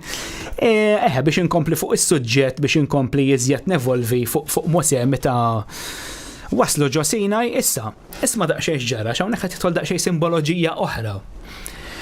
Meta Mosè tela fuq il-muntanja, tela fuq il-muntanja biex għaxajjatlu l-mulejda u għallu itlaw fuq. Għallu itlaw fuq għallu għax irid intik il-kmandamenti. Da telem fuq biex itih il-kmandamenti. Meta tela hemm fuq, hemm din l-avveniment illi sar fuq sewwa mela l-ewwel nett ejja ma ninsewx illi Michelangelo lil Mosè skolpih bil-qrun. Sewwa bil-qrun skolpih. Issa jgħidulek din misinterpretazzjoni ta' Saint Jerome jekk m'inhiex sejjer żball sewwa illi immissinterpreta l-qrun għax il-qrun suppost mhux qrun kienu imma kienu raġġi ta' dawl ħirġin minn ras Mosè il-preżenza tal-bulej fih ġifieri sewwa. Issa, jekk toqgħod tħares li minn aspett iżjed profond simboliku, il-post stess kien jismu Sinai. U l-għolja kienet The Mount Sin, Mount Sin. Sin x'inhu? L-Alla tal-qamar. L-Alla tal-qamar Sin, sewwa. Is-Sumeri kienu jsibuh Nanar. Sin bl-Akkajdjan huwa Sin. Issa, meta Mosè niżel isma' di, mela kollox relatat mal-qamar, astroloġija. F'dan il-konċett, jekk Ġesu huwa mpenġi bħala x-xemx fir-reliġjon Kristjana, infatti meta tidħol ġo Knisja Kattolika ħlif xmux ma tarax. L-ostja konsagrata hija simbolu tax-xemx. Sewwa? Kien qasmu pagani. Il-pjazza, le pagani letteralment, il-pjazza, il-pjazza ta' San Pietru, sewwa, il-Vatikan, dik hija ovvjament sfera li hija kalendarju astroloġiku, kalendarju tax-xemx, kollox relatat max-xemx, infatti darba meta kelli intervista ma' ċertu Assis. Għatlu għal jiena tajdulhom il-verità lin-nies illi Ġesu mhux veru twieled fil-festa tax-xemx għax dik kienet festa Rumana fil-25 ta' Diċembru u beda jipprova. Iktar lejgħu bissu twieled? Skont il-teorija tiegħi bejn April u Mejju twieled. Bejn April u Mejju twieled Ġesu jekk dejjem ovvjament kien persuna storika. Kien it-tin mhux fis-sajf jew. Kif? Le, fir-rebbija. Fir-rebbija. Għandek raġun. Għandek raġun. Meta joħorġu il-naċ, grazing, għafna minn dal-affarijiet. U għatlu għax ma tajdromx il-verità, għatlu ġdawn ma kollha affarijiet relatati ma' xemx sewa, għalli għalli l-mulej, għalli fil-kesħa ta' xitwa f'Diċembru, għalli l-kelma tal-mulej jissaxħan bada jiddur li l-emma. Taċċuċati. Uħriġ minn hemm diżappuntat ta' vera, ġifieri, għax pretendejt ħafna ħjar. Qed tifhimni minn persuna studjat teoloġija. Fem da jisu għabbat dak l-skript ta' Dallas isma f'dik xena ma jtik spiegazzjoni xaqqas jaf xġara f'dik xena. Ġifieri hemm din il-relazzjoni bejn ix-xemx u Ġesu. Mela jekk Ġesu u Alla, mux jekk jgħidu li Ġesu u Alla, jekk jgħidu, sewa, mela l-or dan Jahwe. Na Jahwe u Alla, mux jekk. U kif għandu jisa? Mela issa, għax dak tawlu biex jidentifikaw. Imma għas kienu setaw jgħidu ismu u koll. Għalek kienu jgħidu Lord, immisma din issa. Mela jekk Ġesu u x-xemx u Alla u l-istess wieħed bħal Jahwe, mela dan huwa x-xemx. Ix-xemx. Meta tala Mosè fuq il-muntanja fuq Horeb u niżel lura fl-Exodus kapitlu 43 vers 29 jekk minix sejjer żball, Mosè niżel minn fuq l-għolja b'wiċċu jiddi. Ħirġa d-dija minn wiċċu. Inti meta l-qamar ħares li x-xemx jagħmel mhux jirrifletti d-dal ta' xemx, hemm relazzjoni astroloġika hemmhekk. Sewa anke l-qrun il-crescent moon. Sewa tal-Arab, tal-Musulmani. Hemmhekk ġal-Arabja kważi qisek qiegħed. Hemmhekk hemm it-tempju ta' Sin, l-Alla tal-qamar. Sinai, il-peninsula tal-qamar. Kollox relatat astroloġiku, kollox astroloġikament hemmhekk. Biex ta' xaqa, hemmhekk hemm it-tempju ta' Ħator, l-Alla Ħator, l-Alla tal-fertilità. U din l-Alla Ħator qiegħda bil-qrun ukoll. Sewwa? Mbagħad għandek dik il-trasformazzjoni li kienu jużaw il-hermetiċ tax-xemx u tal-qamar. Għandek ħafna affarijiet, hermetiċiżmu, sewwa astroloġija. Kollox qiegħed hemmhekk. Inti meta tħares lejn din l-Alla Ħator qiegħda bil-qrun mhux diġà għandha l-qrun, mhux għax Mosè kellu l-qrun, simboliżmu sewwa. Anke meta l-Indjani eżempju iħarsu bħala lejn il-baqra bħala annimal sakru. Għal xi ħarsu lejn il-baqra bħala annimal sakru għax wiċċ il-baqra, ar-ras tal-baqra qiegħda eżatt bħall-organu riprodattiv tal-mara. Ġifieri l-antiki ma kinux jagħmlu dawn is-simboliżmu għal xejn, jagħmlu dawn l-affarijiet illa għaliex il-fertilità kienet element importantissimu sewwa. Ġifieri hemm ħafna affarijiet imdaħlin. Fejn meta Mosè tela fuq il-muntanja hemm l-aspett astroloġiku, hemm l-aspett divin sewwa. Issa isma' diġà oħra relatata mal-qrun. Meta Mosè tala u taħ l-10 kmandamenti, l-ewwel net l-10 kmandamenti ma taħħomlux Alla. Kienu iktar minn 10. Għax dak il-film kellu 15 u waqt li waħda I came to give you 15 waqt li waħda 10. Meta daw l-ewwel net l-aħjar kmandamenti mhumiex Iżraeliti sewwa.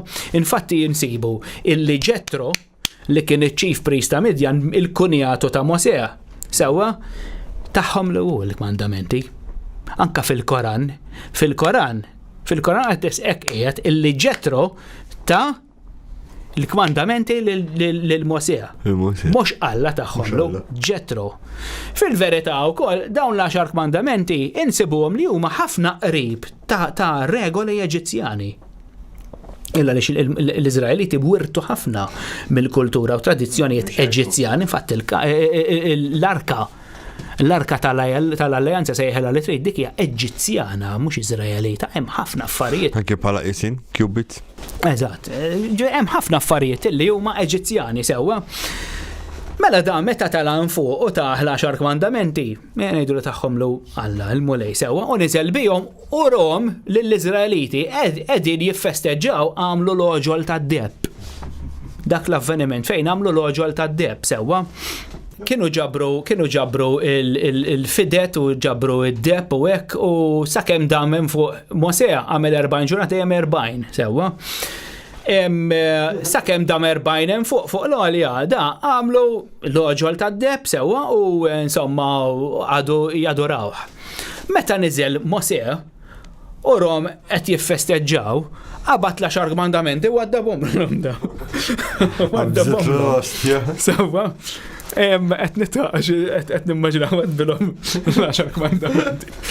Imma naf li daw in-nies illi qed jemlu min jaf kif ħajoffendu nies. Imma insomma, da mhux wadbilhom l-10 kmandamenti għax qed jaduraw xi Alla falz. Ħassib il-ċat li ħajjibatlek. Ħajjibatu Qed nitlob għalik. ħajjibatu ħafna. Ħalli hemm jibatu aħna li tolbu għalihom ukoll. Mhux problema. Dan ma wadbilhomx l-10 kmandamenti illa għaliex kienet jaduraw Alla falz. Infatti fil-kommentarju bibliku jgħidlek illi dak mhux Alla huma ma kienu projbiti milli jagħmlu immaġini ta' Alla fil-kommentarju bibliku qiegħed. Jiġifieri huma m'għamlux Alla falz, huwa għamlu immaġini ta' Alla. Issa dan l-Alla l-immaġini tiegħu minnu. Jekk tidħol min fejn veru ġabu l-ktib tal-Ġenesi sewa mis-7 Tablets of Creation Enuma Elish li qegħdin fil-Mużew Brittaniku Londra. Hemm miktub illi l-Alla li hu acquainted li huwa relatat ma' Jahwe, dan is-simbolu astroloġiku tiegħu huwa Taurus. Taurus, l-oġol. L-oġol huwa barri kalf.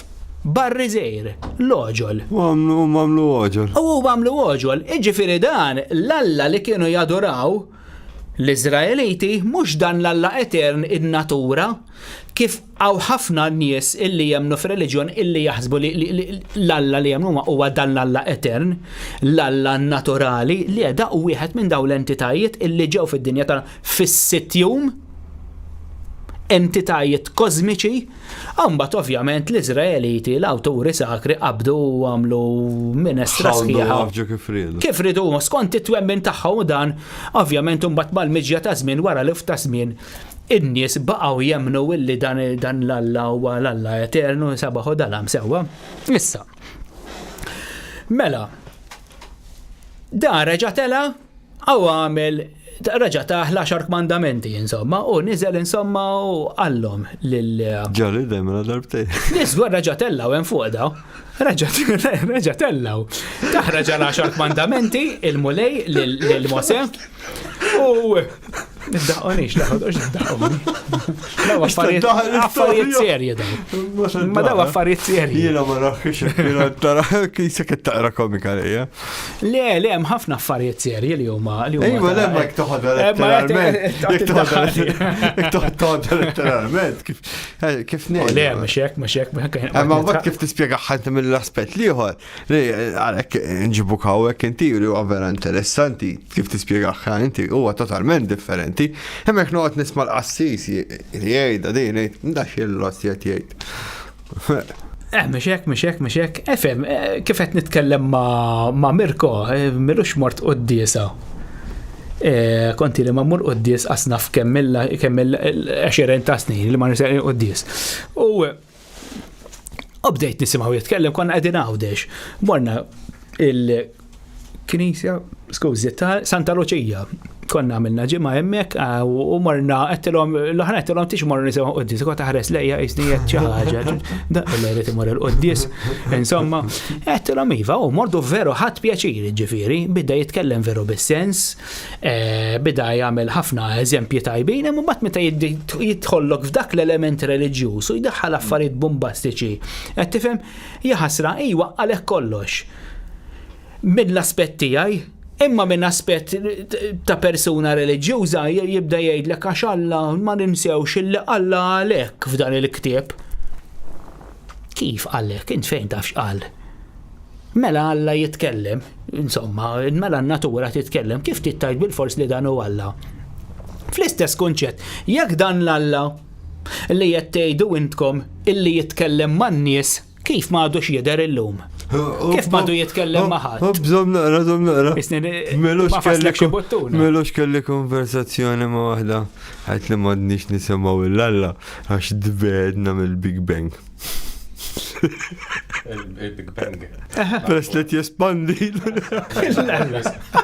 Tajbe, ta' fana l-bot ma'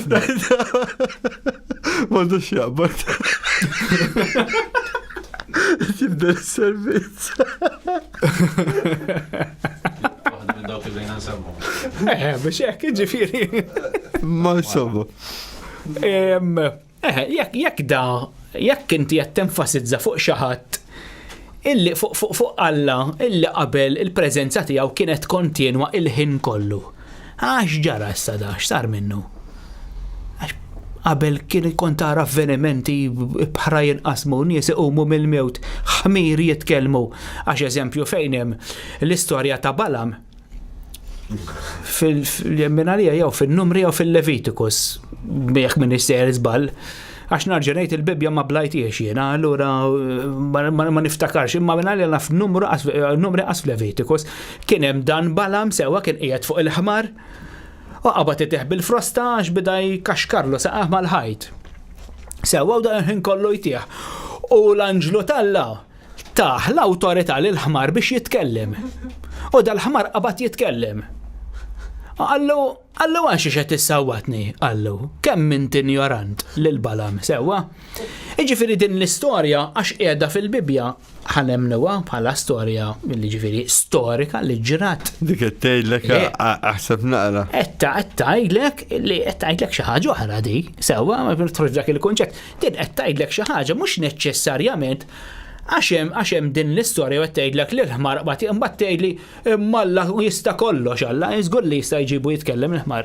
Hekk tittemmen hekk hemm hekk. Imma fil-verità. Ejdli inti, min ħalaq dal-univers daqs l-ostja u xħajati kas qatra daqs. Biex jekk tuqgħod taħseb. Xara żobbu. Mhux jekk inti tuqgħod taħseb tgħid allura l-Iżraeliti. Tifhem imma dik oħra. L-Iżraeliti dik hemm l-istorja simbolika li l-Iżraeliti qed jirrappreżentaw l-umanità kollha għalhekk inti ma tix toħodha for granted li dawn huma stejjer veritarji. Dawn huma stejjer illi fihom meaning illi fil-fond u fl-isfond tagħhom da qegħdin jgħaddulek messaġġ moħbi. Sewwa bħal meta ġew biex meta Mose il-liberhom mill-Eġittu sewwa da qed jitkellem fuq il-moħħ. Fuq il-moħħ kif inhu maħkum fis-sistema illi aħna qegħdin maħkum tant aħna maħkumi mis-sistema li tant ġejna ridotti bħala nies għal oġġett bħal robot tipprogramma ħoġibu jaħdem kif irid sewwa ġo sistema. Sewwa, illi inti qaqas bistaf hekk inti xħaj jew le. Kif darba minnhom saqsejt, inti taf min inti lin-nies? Jien naf min jien, Kevin, imma min inti fil-verità x'qed tagħmel? X'inhu l-irwol ta' ħajtek? Taf x'inhu ma nafx. Sewwa, jiġifieri is-sistema hekk iġibek u l-miġja mill-Eġittu għal Ġeriko huwa it-tranzazzjoni inti biex toħroġ mill-left hemisphere għal right hemisphere. Ġifieri dan huwa kollu simbolizmu spiritwali. Anka il-Baħar l-Aħmar għal xi aħmar. Għax dak huwa l-baħar tal-emozzjonijiet, inti titteleb l-emozzjonijiet tiegħek. In-negative thoughts, il-biżat tiegħek. Il-Baħar l-Aħmar huwa li jirrappreżenta l-emozzjonijiet. Sewwa anke għandek dik l-istorja tal-Apokalissi tal-erba' tiżwiemel.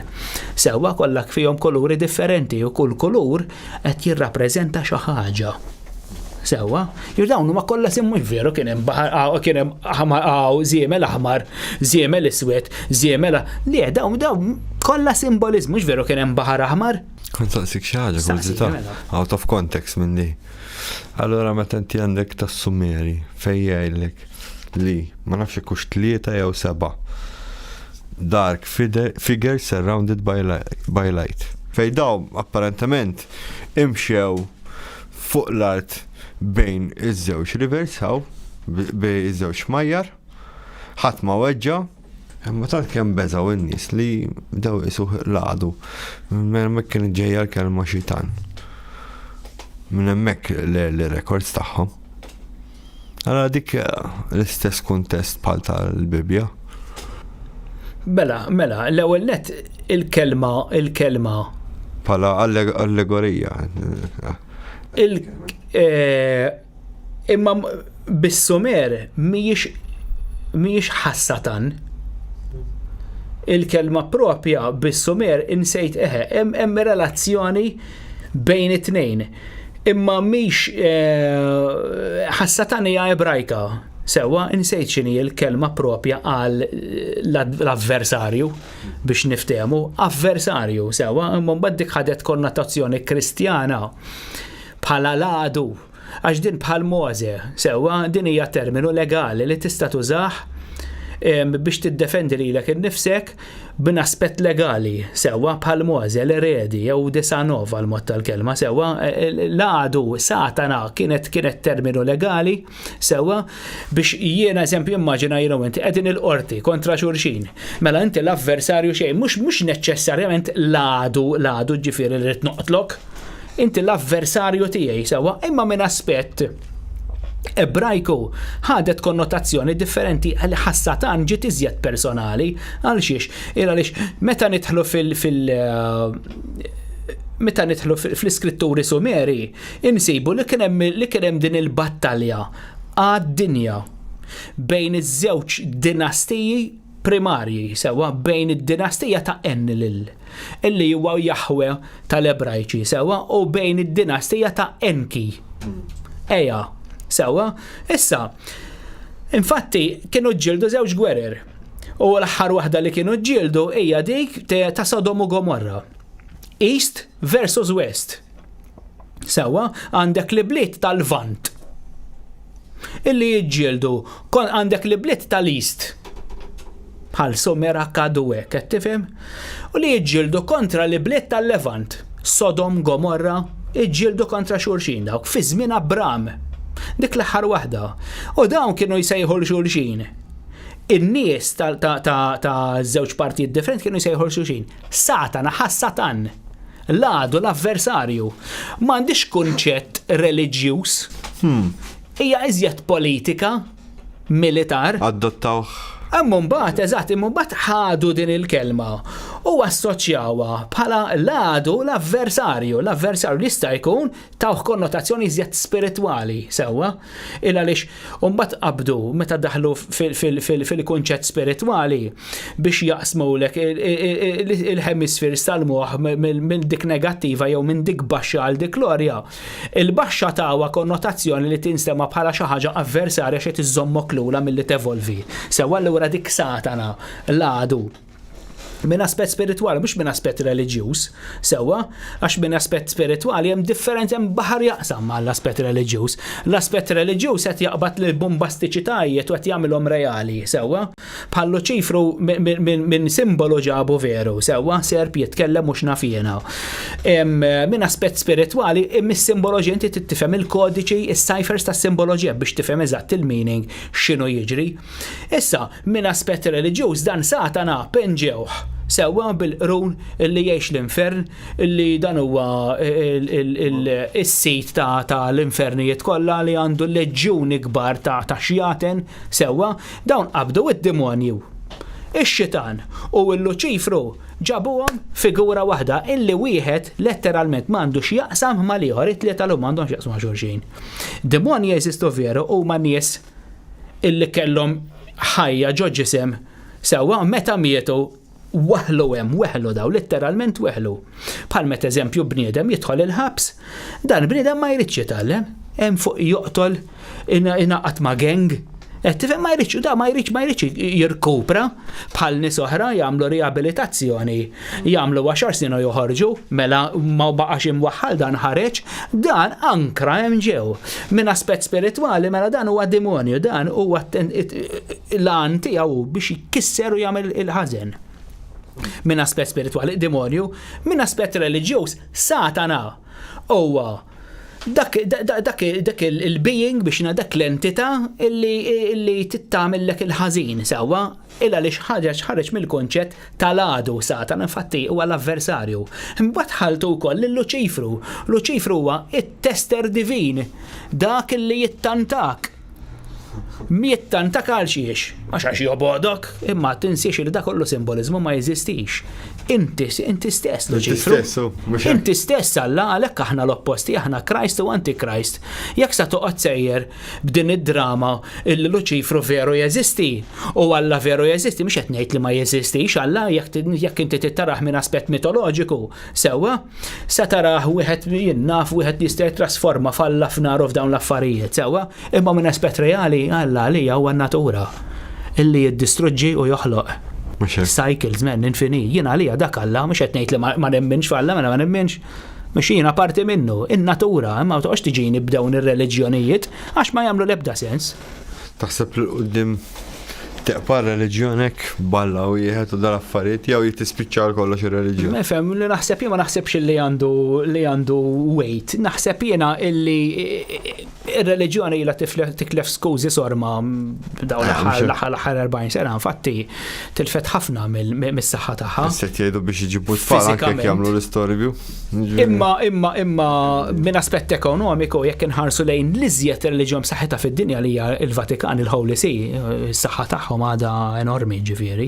Minn aspett fiżiku, minn aspett tas segwaċi tilfu ħafna nies fejn li kellhom qabel, imma minn aspett ekonomiku dawn ġiganti dawn huma li jiġbdu l-ispak ta' kull imkien, ta' kulħadd. Ġifieri minn aspett ekonomiku, minn aspett militari, minn aspett bioloġiku, minn aspett politiku huma dawn ilu stabiliti 2000 sena.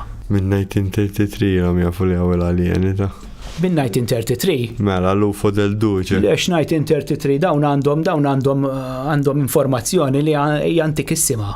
Tinfatti meta huma wirtu it-tron Roman, il-Knisja Kattolika dawn il-librerijiet tista' tgħid tal-provinċi li waqgħu taħt il-kustodja tagħhom, bħal eżempju l-Aleksandra bħal Babilonja u hekk tifhem dawn kellhom irf u kellhom dettalji li jmorru lura eluf ta' snin bħal met eżempju inti ssib tavla illi biex ma noqogħdux nagħmlu għażjed ila, nsemmu xi ħaġa li forsi ġajja fuqha n-nies li qed jsegwu dan il-podcast. Eżekjel, sewwa, f'Eżekjel hemm dettalji li jgħidlek illi dan Eżekjel meta kien qiegħed fil-pjanura qiegħed iħares lejn is-sema jara s-sema tinfetaħ u ra xi ħaġa u beda jispjega bit-terminoloġija li seta' jispjegaw bil-lingwaġġ limitat li kellu dak iż-żmien. U beda jgħid affarijiet imma bil-lingwaġġ li beda jgħidlek illi eżempju the crash of thunder li nfetaħ ismewwiet li ħarġet xi ħaġa bdiet tixel u rota ġo rota. Tibda tgħid imma da x'inhu jara, x'qed jipprova jgħidli, allura inti tibda tagħmel 1+1. Illum nafu li hawn vetturi ġifieri ta' nies avvanzati għalfejn ħajjoqgħodu tuqattaħ bis-sistema li m'hemmx mhux veru, illum nafu da ġifieri għandna ħafna affarijiet. Mela allura inti meta toqgħod tagħmel 1+1 tibda tgħid minn fejn ġabu dan id-dettall da. Raxi dokumentarju, 4000 sena ilu, raxi dokument, le, ma jistax ikun. Sewwa, dan rom bajneħ da rom bajneħ. Dik l-unika spiegazzjoni, sakemm mhijiex invenzjoni ma jekk din hija fabbrikata. L-allu madof kemm laqtu eżatt fuq rasu l-mosmar. Għax koinċidenza dik qatt jispjega li ħareġ mis-sema. Ma ninsewx li Eżekjel ma għax li huwa Alla. Għax dak meta qallu kejjel, u għal xizzob, xin kejjel, l-osseda għal-fejta nidi biex inkejjel, ma jistax inkejjelaw, ġifri. Hemm ħafna affarijiet li meta toqgħod inti taħseb fuqhom. Sewwa, tgħid imma daw koinċidenzi dawn ivvintawhom. Kien hemm l-għarfien dak iż-żmien. L-bisile. Eżatt, meta l-apparell tagħhom l-bisile u ma jsejħulu it-tron ta' Alla. U taħħob biex janqasel biex jifuħax kienet jinten. Ġifiri, Alla kollox Alla xawerġel. Jekk toqgħod taħseb daqsxejn fuq dawn l-affarijiet tgħid minn fejn ġabuhom dawn id-dettalji nies ta' dawn l-eluf ta' snin kollha ilu sewwa, tgħid tarahom. U tarahom dejjem dak l-ostja handbag men. U l-alloċċa Alla. U kollha kullum kien. Issu kien hemm xi ħaġa Jekk toqgħod tara il-papijiet kif jilbsu l-istess ħaġa. L-istess. Bħal l-abkalu. L-abkalu kienu assisin. Il-handbag ma domx jilbsu ma din. Ma naħsebx li jilbsu il-handbag le, imma s-salib. Anke Rolex. Il-crooks, il-holy crooks. Sewa dak jilbsuh. Jekk toqgħod tara l-anloġġ solari li għandhom l-istess fuq il-kaf tal-flok, tal-rob, tal-papa, hemm qiegħed ukoll. Il-mitra l-istess bħal tal-abkalu, l-istess bil-ħalq tal-ħuta ħireġ ta' enki tal-abkalu tal-qassisin li kienu jibbattezzaw li kienu jagħmlu lin-nies. Infatti San Ġwan il-Battista sewa huwa jismu San Ġwan. Jekk toqgħod tmur lura tidħol daqsxejn fl-ismijiet u l-etimoloġiji tal-isem San, mhux San, insomma Ġwanni ġejja mill-kelma Johannan. Johannes ġej minn Oanes, u Oanes minnu? Dak li kien jilbes il-mitra bil-ħuta li kien jagħmmet in-nies. Li kellu l-kal dak li tala minn ġol ilma. Fimt? Li kienu jaqbdu n-nies u jitfawhom ġol ilma biex jagħmlu ir-ribert. Tinħasel. Biex tinħasel, niżlu u jaħslu u jerġa' jtellaw. Qed tifhem ħalli inti li kellek tnaddaft u issa rġajt tellajtek. Għalhekk kellhom jagħmlu dawn il-batteżimi, jiġifieri dawn huma kalz antikissimi imma tawhom stigma, mhix tawhom stigma, taw brandjawhom Kristjani. Dak ritwal antik ħafna r-ritwal tal-ilma u tal-batteżimu. Għarek immorru lura lejn is-Sumeri dak għandu kważi 6,000 sena. 6,000 sena. Dawn huma affarijiet. Ara anki eżempju meta. Naħseb iktar irdu jgħidu ma titħasel għax tintenta. Li titgħammet. Tista' tara minn dak l-aspett jekk tgħid. Tista' tara. Inti infatti qed tinħasel qed tneħħi l-ħmiex li għandek. Mhux hekk. Imma l-ħmiex li għandek spiritwali. Għalhekk tinħasel. Forsi għax kien hemm Inti s-simbolizmu tal-ħasil huwa ir-ritwal tal-ħasil huwa simboliku, mhux fiżiku, ġifieri mhux se titnaddaf mill-ħmieġ li għandek, ħadd titnaddaf mill-affarijiet spiritwali li jakkumulaw sewwa li lilek qed jankrawk, bħal eżempju persuna kif semmejtlek l-ewwel għal-mod tal-kelma tinsemma bombastika d-demonju. Id-demonju tant huwa mwaħħal tant ilu jakkumula affarijiet ġo fih li ma jridx jafu moħħu weħel u ma jaf xejn iżjed minn hekk. Bħal bniedem fiżiku ġifieri qiegħed f'din il-ħajja qed jgħix bħalissa magħna sewwa x'imkien fid-dinja u dan moħħu orjentat biss fil-ħażen biex joqtol biex jirrejpja. Dak huwa bniedem illi la jmut ħajjeħel illa għaliex il-konxu jħajjeħdu miegħu. U insa tibqa' l-istess li tkun inti għalhekk ovvjament tingħata terġa' ċans ieħor biex issewwi li għax inti l-konxu l-affarijiet li inti fil-verità. Kif ma tkunx taf imma hekk terġa' titwieled. Għax inti ma jkollokx l-istess moħħ. Ma titlifha. Le ma titlifiex fil-konxu qiegħed imminti biex taċċessa l-konxu mbagħad tagħmel ċertu ritwali biex taċċessaħ minn moħħok baj telaq sar trab fil-ħajja ta' qabel. Inti il-bridge, il-konnessjoni bejn ħajja u oħra qiegħda fil-konxu tiegħek. Dok li jkunu reincarnation, jkunu jafu l-istorja ta' kif mietu. Eżatt, ħanejlek mela, dika hija ħaġa huwa fenomenu illi ħanispjegaħu lek hawnhekk mela. Pal hard drive mal ispirtu. Il-hard drive dejjem hemm qiegħed ma jintilef qatt il-konxu. Qatt. Inti li titlef huwa l-ġisem fiżiku tiegħek, il-moħħ. Sewwa il-vettura fiżika illi spiċċat m'għadix taħdem, l-ispirtu u r-ruħ telqu m'għandhomx bżonna dik il-vettura. Hemm mod ta' kif taqbad ir-ruħ b'xi sens impossibbli. Ma nafx ta'. Kien hawn xi studju. Ma naħseb jiena. Naf li kienu għamlu studju bil-peace wara meta jmut bniedem u għandikun kienet xi 28 grams minn għalija jitlef. Le, tad-daħ ma jien nidħol f'ħafna mbarat minn da. Le, ma naħsibx ifhem, ma nimmaġinax li taħseb li ma sarx. Tinstama tad-daħ. Fem, jekk hemm xi ħadd ikun qiegħed taħt xi forma ta' drogi jipprova jagħmel xi esperiment hekk. Bob Bigelow għamel kommissjona studju li jirbħu premju ta' $1 miljun. Jekk hemm xi ħajja wara l-mewt. Jekk all right. Kien kommissjona studju l-premju. Kif ħaturi l-evidenza inti ma stax turi għadi? M'hemmx. Kif? Persuna li tista' tagħmel li biex ħadmet ħafna. Aħna rejt li x'inhija. Mbagħad narilek. wara. Edda fuq xi video di ġifieri. ħafna video. L-unika naħseb jiena mod, l-unika mod kif tasal forsi tifhem illi jekk inti eżempju kellek xi inċident sewa u kellek near death experience. Illi għaw nies illi kellhom u għaw ħafna nies illi kellhom near death experience sewa. Issa near death experience inti bażikament li jkun ġara tlaqt minn ġo ġismek. Tlaqt. Sewa, issa jekk ġismek għadu tajjeb, għadu jiffunzjona, l-organi għadhom jaħdmu, il-moħ jista' jkun ma jaħdimx. Sewa, tista' terġa' tiġi lura ma tibqa' f'koma. Qed tifhimni? Imma semmek jekk inti m'għandek jekk qalbek mhux qed tiffunzjona jew jekk il-kliewi għalaw xi daqqa u spiċċaw, hemmhekk le ma jistax jiffunzjona iżjed il-ġisem, mela allura l-ispirtu u ruħ jiridu jitilqu bil-fors. Għax ma tistax tużah il-ġisem, spiċċa dak il-ġisem.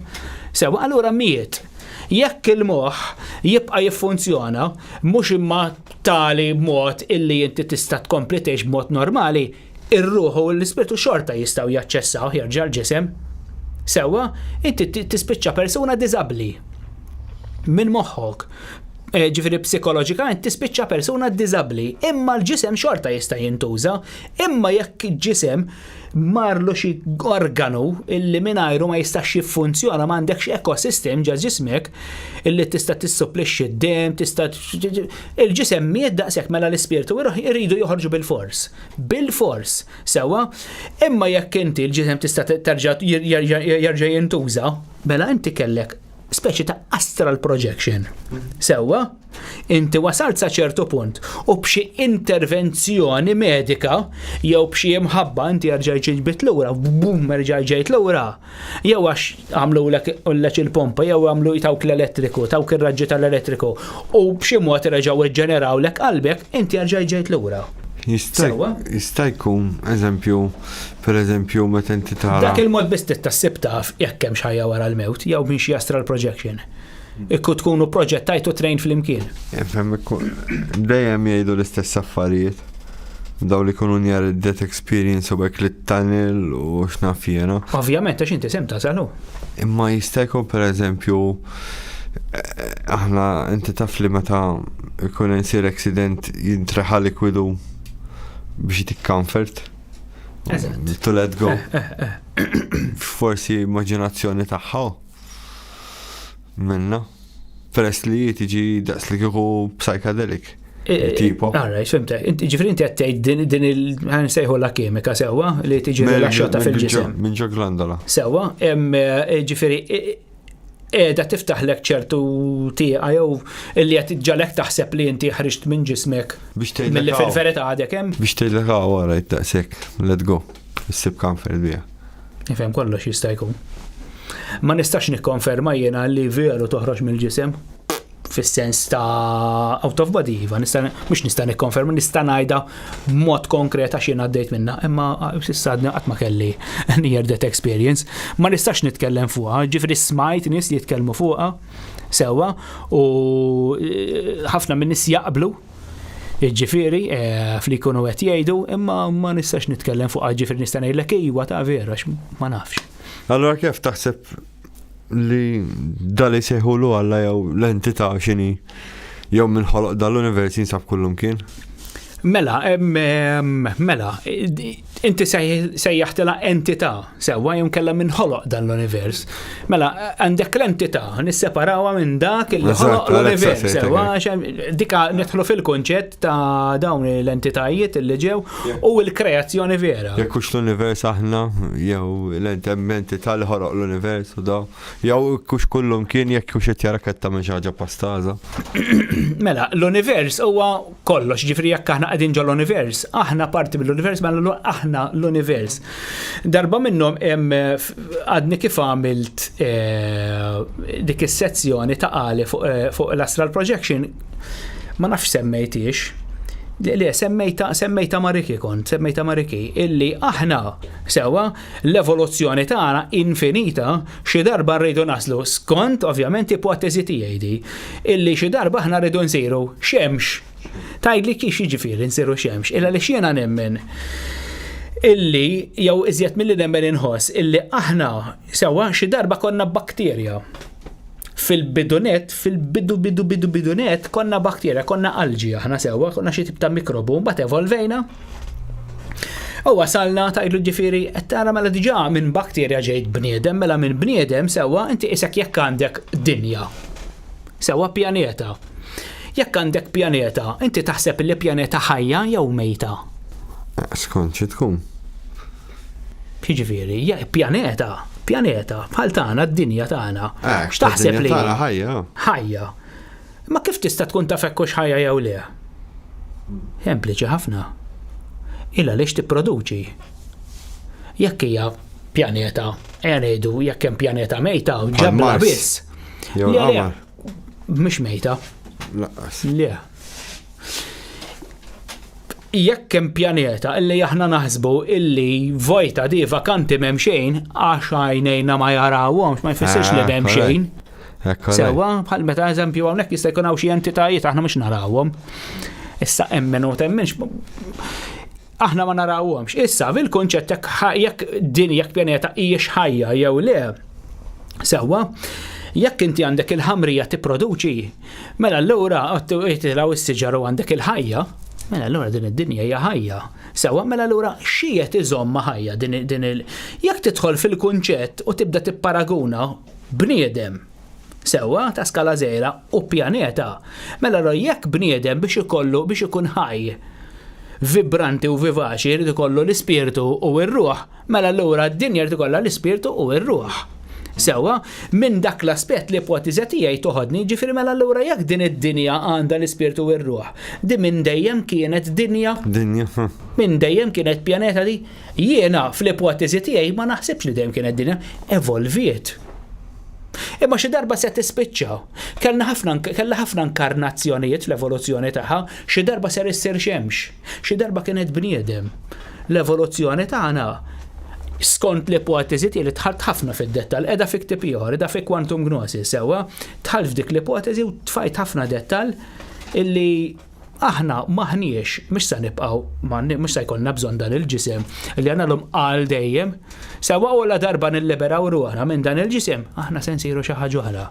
Se niġu group soul, l-awtorità tagħna se tikber, sewwa, u aħna se nkunu bħalma aħna għandna eżempju familja, sewwa għandna tfal tagħna. Issa minn aspetti iżjed grand scale, aħna se jkollna familja oħra. Aħna se niġu a planetary parent. Mela l-familja tagħna xi tkun? Il-kontenut tad-dinja. Meta aħna se niġu solar parent, il-kontenut tal-familja tagħna x'inhu? Il-pjaneti, il-qmura, bla bla bla bla. Dejjem nikbru fl-iskala, dejjem nevolvu, dejjem nikbru. Issa biex nirrispondik għal-mistoqsija tiegħek, il-mistoqsija kienet jekk il-preżenza ta' dan jinnaf sewwa ekkux veru jew hux qedem jew le. Jekkux il-fenomenu qiegħed kollu kien. Dan il-fenomenu jekk ħa nitkellmu minn aspett naturali iva qiegħed kollim kien. Tista' tissejjaħlu Alla, jiena ma nħoss niskomdu xejn jekk tissejjaħlu Alla, jekk tissejjaħlu Allah, jekk tissejjaħlu sejjaħlu li trid. Sewwa sejjaħlu li trid. U dan il-preżenza ta' dan il-fenomenu li nsejjaħlu wkoll bit-terminu Ingliż the one infinite energy. Jiena din qiegħda kullimkien sewwa. Imma jekk inti se stikkjajt b'mod reliġjuż ma dik l-entità illi fis-sitjum tal-kreazzjoni bdiet minflok tikkreja tipprokreja sewwa li dik mhux qiegħda kullimkien, era li dik bħalna qiegħda tevolvi. Xi darba kienet bħalna wisfel fit-tielet dimensjoni. Issa qiegħda hemm fuq ħafna potenti iżjed minna. Imma qiegħda fuq ma xorta mhix Alla dik. Sewwa, l-Alla etern huwa n-natura. U ħadd ma jaf minn fejn bida, ħadd ma jaf minn fejn sa tispiċċa, dawn huma mistoqsijiet illi ħadd m'għandu tweġiba lihom. Mela, qabel ma nagħlqu ħallik b'domanda mbagħad nirrispondu għal darba oħra. All right. Kieku r-ruħ hija food source għal xi ħaġa. Ma nirrispondix jew nirrispondi? Mbagħad nirrispondu. Nirrispondu għal darba. Thank you, kif? Grazzi l-aħwa, grazzi. Darba,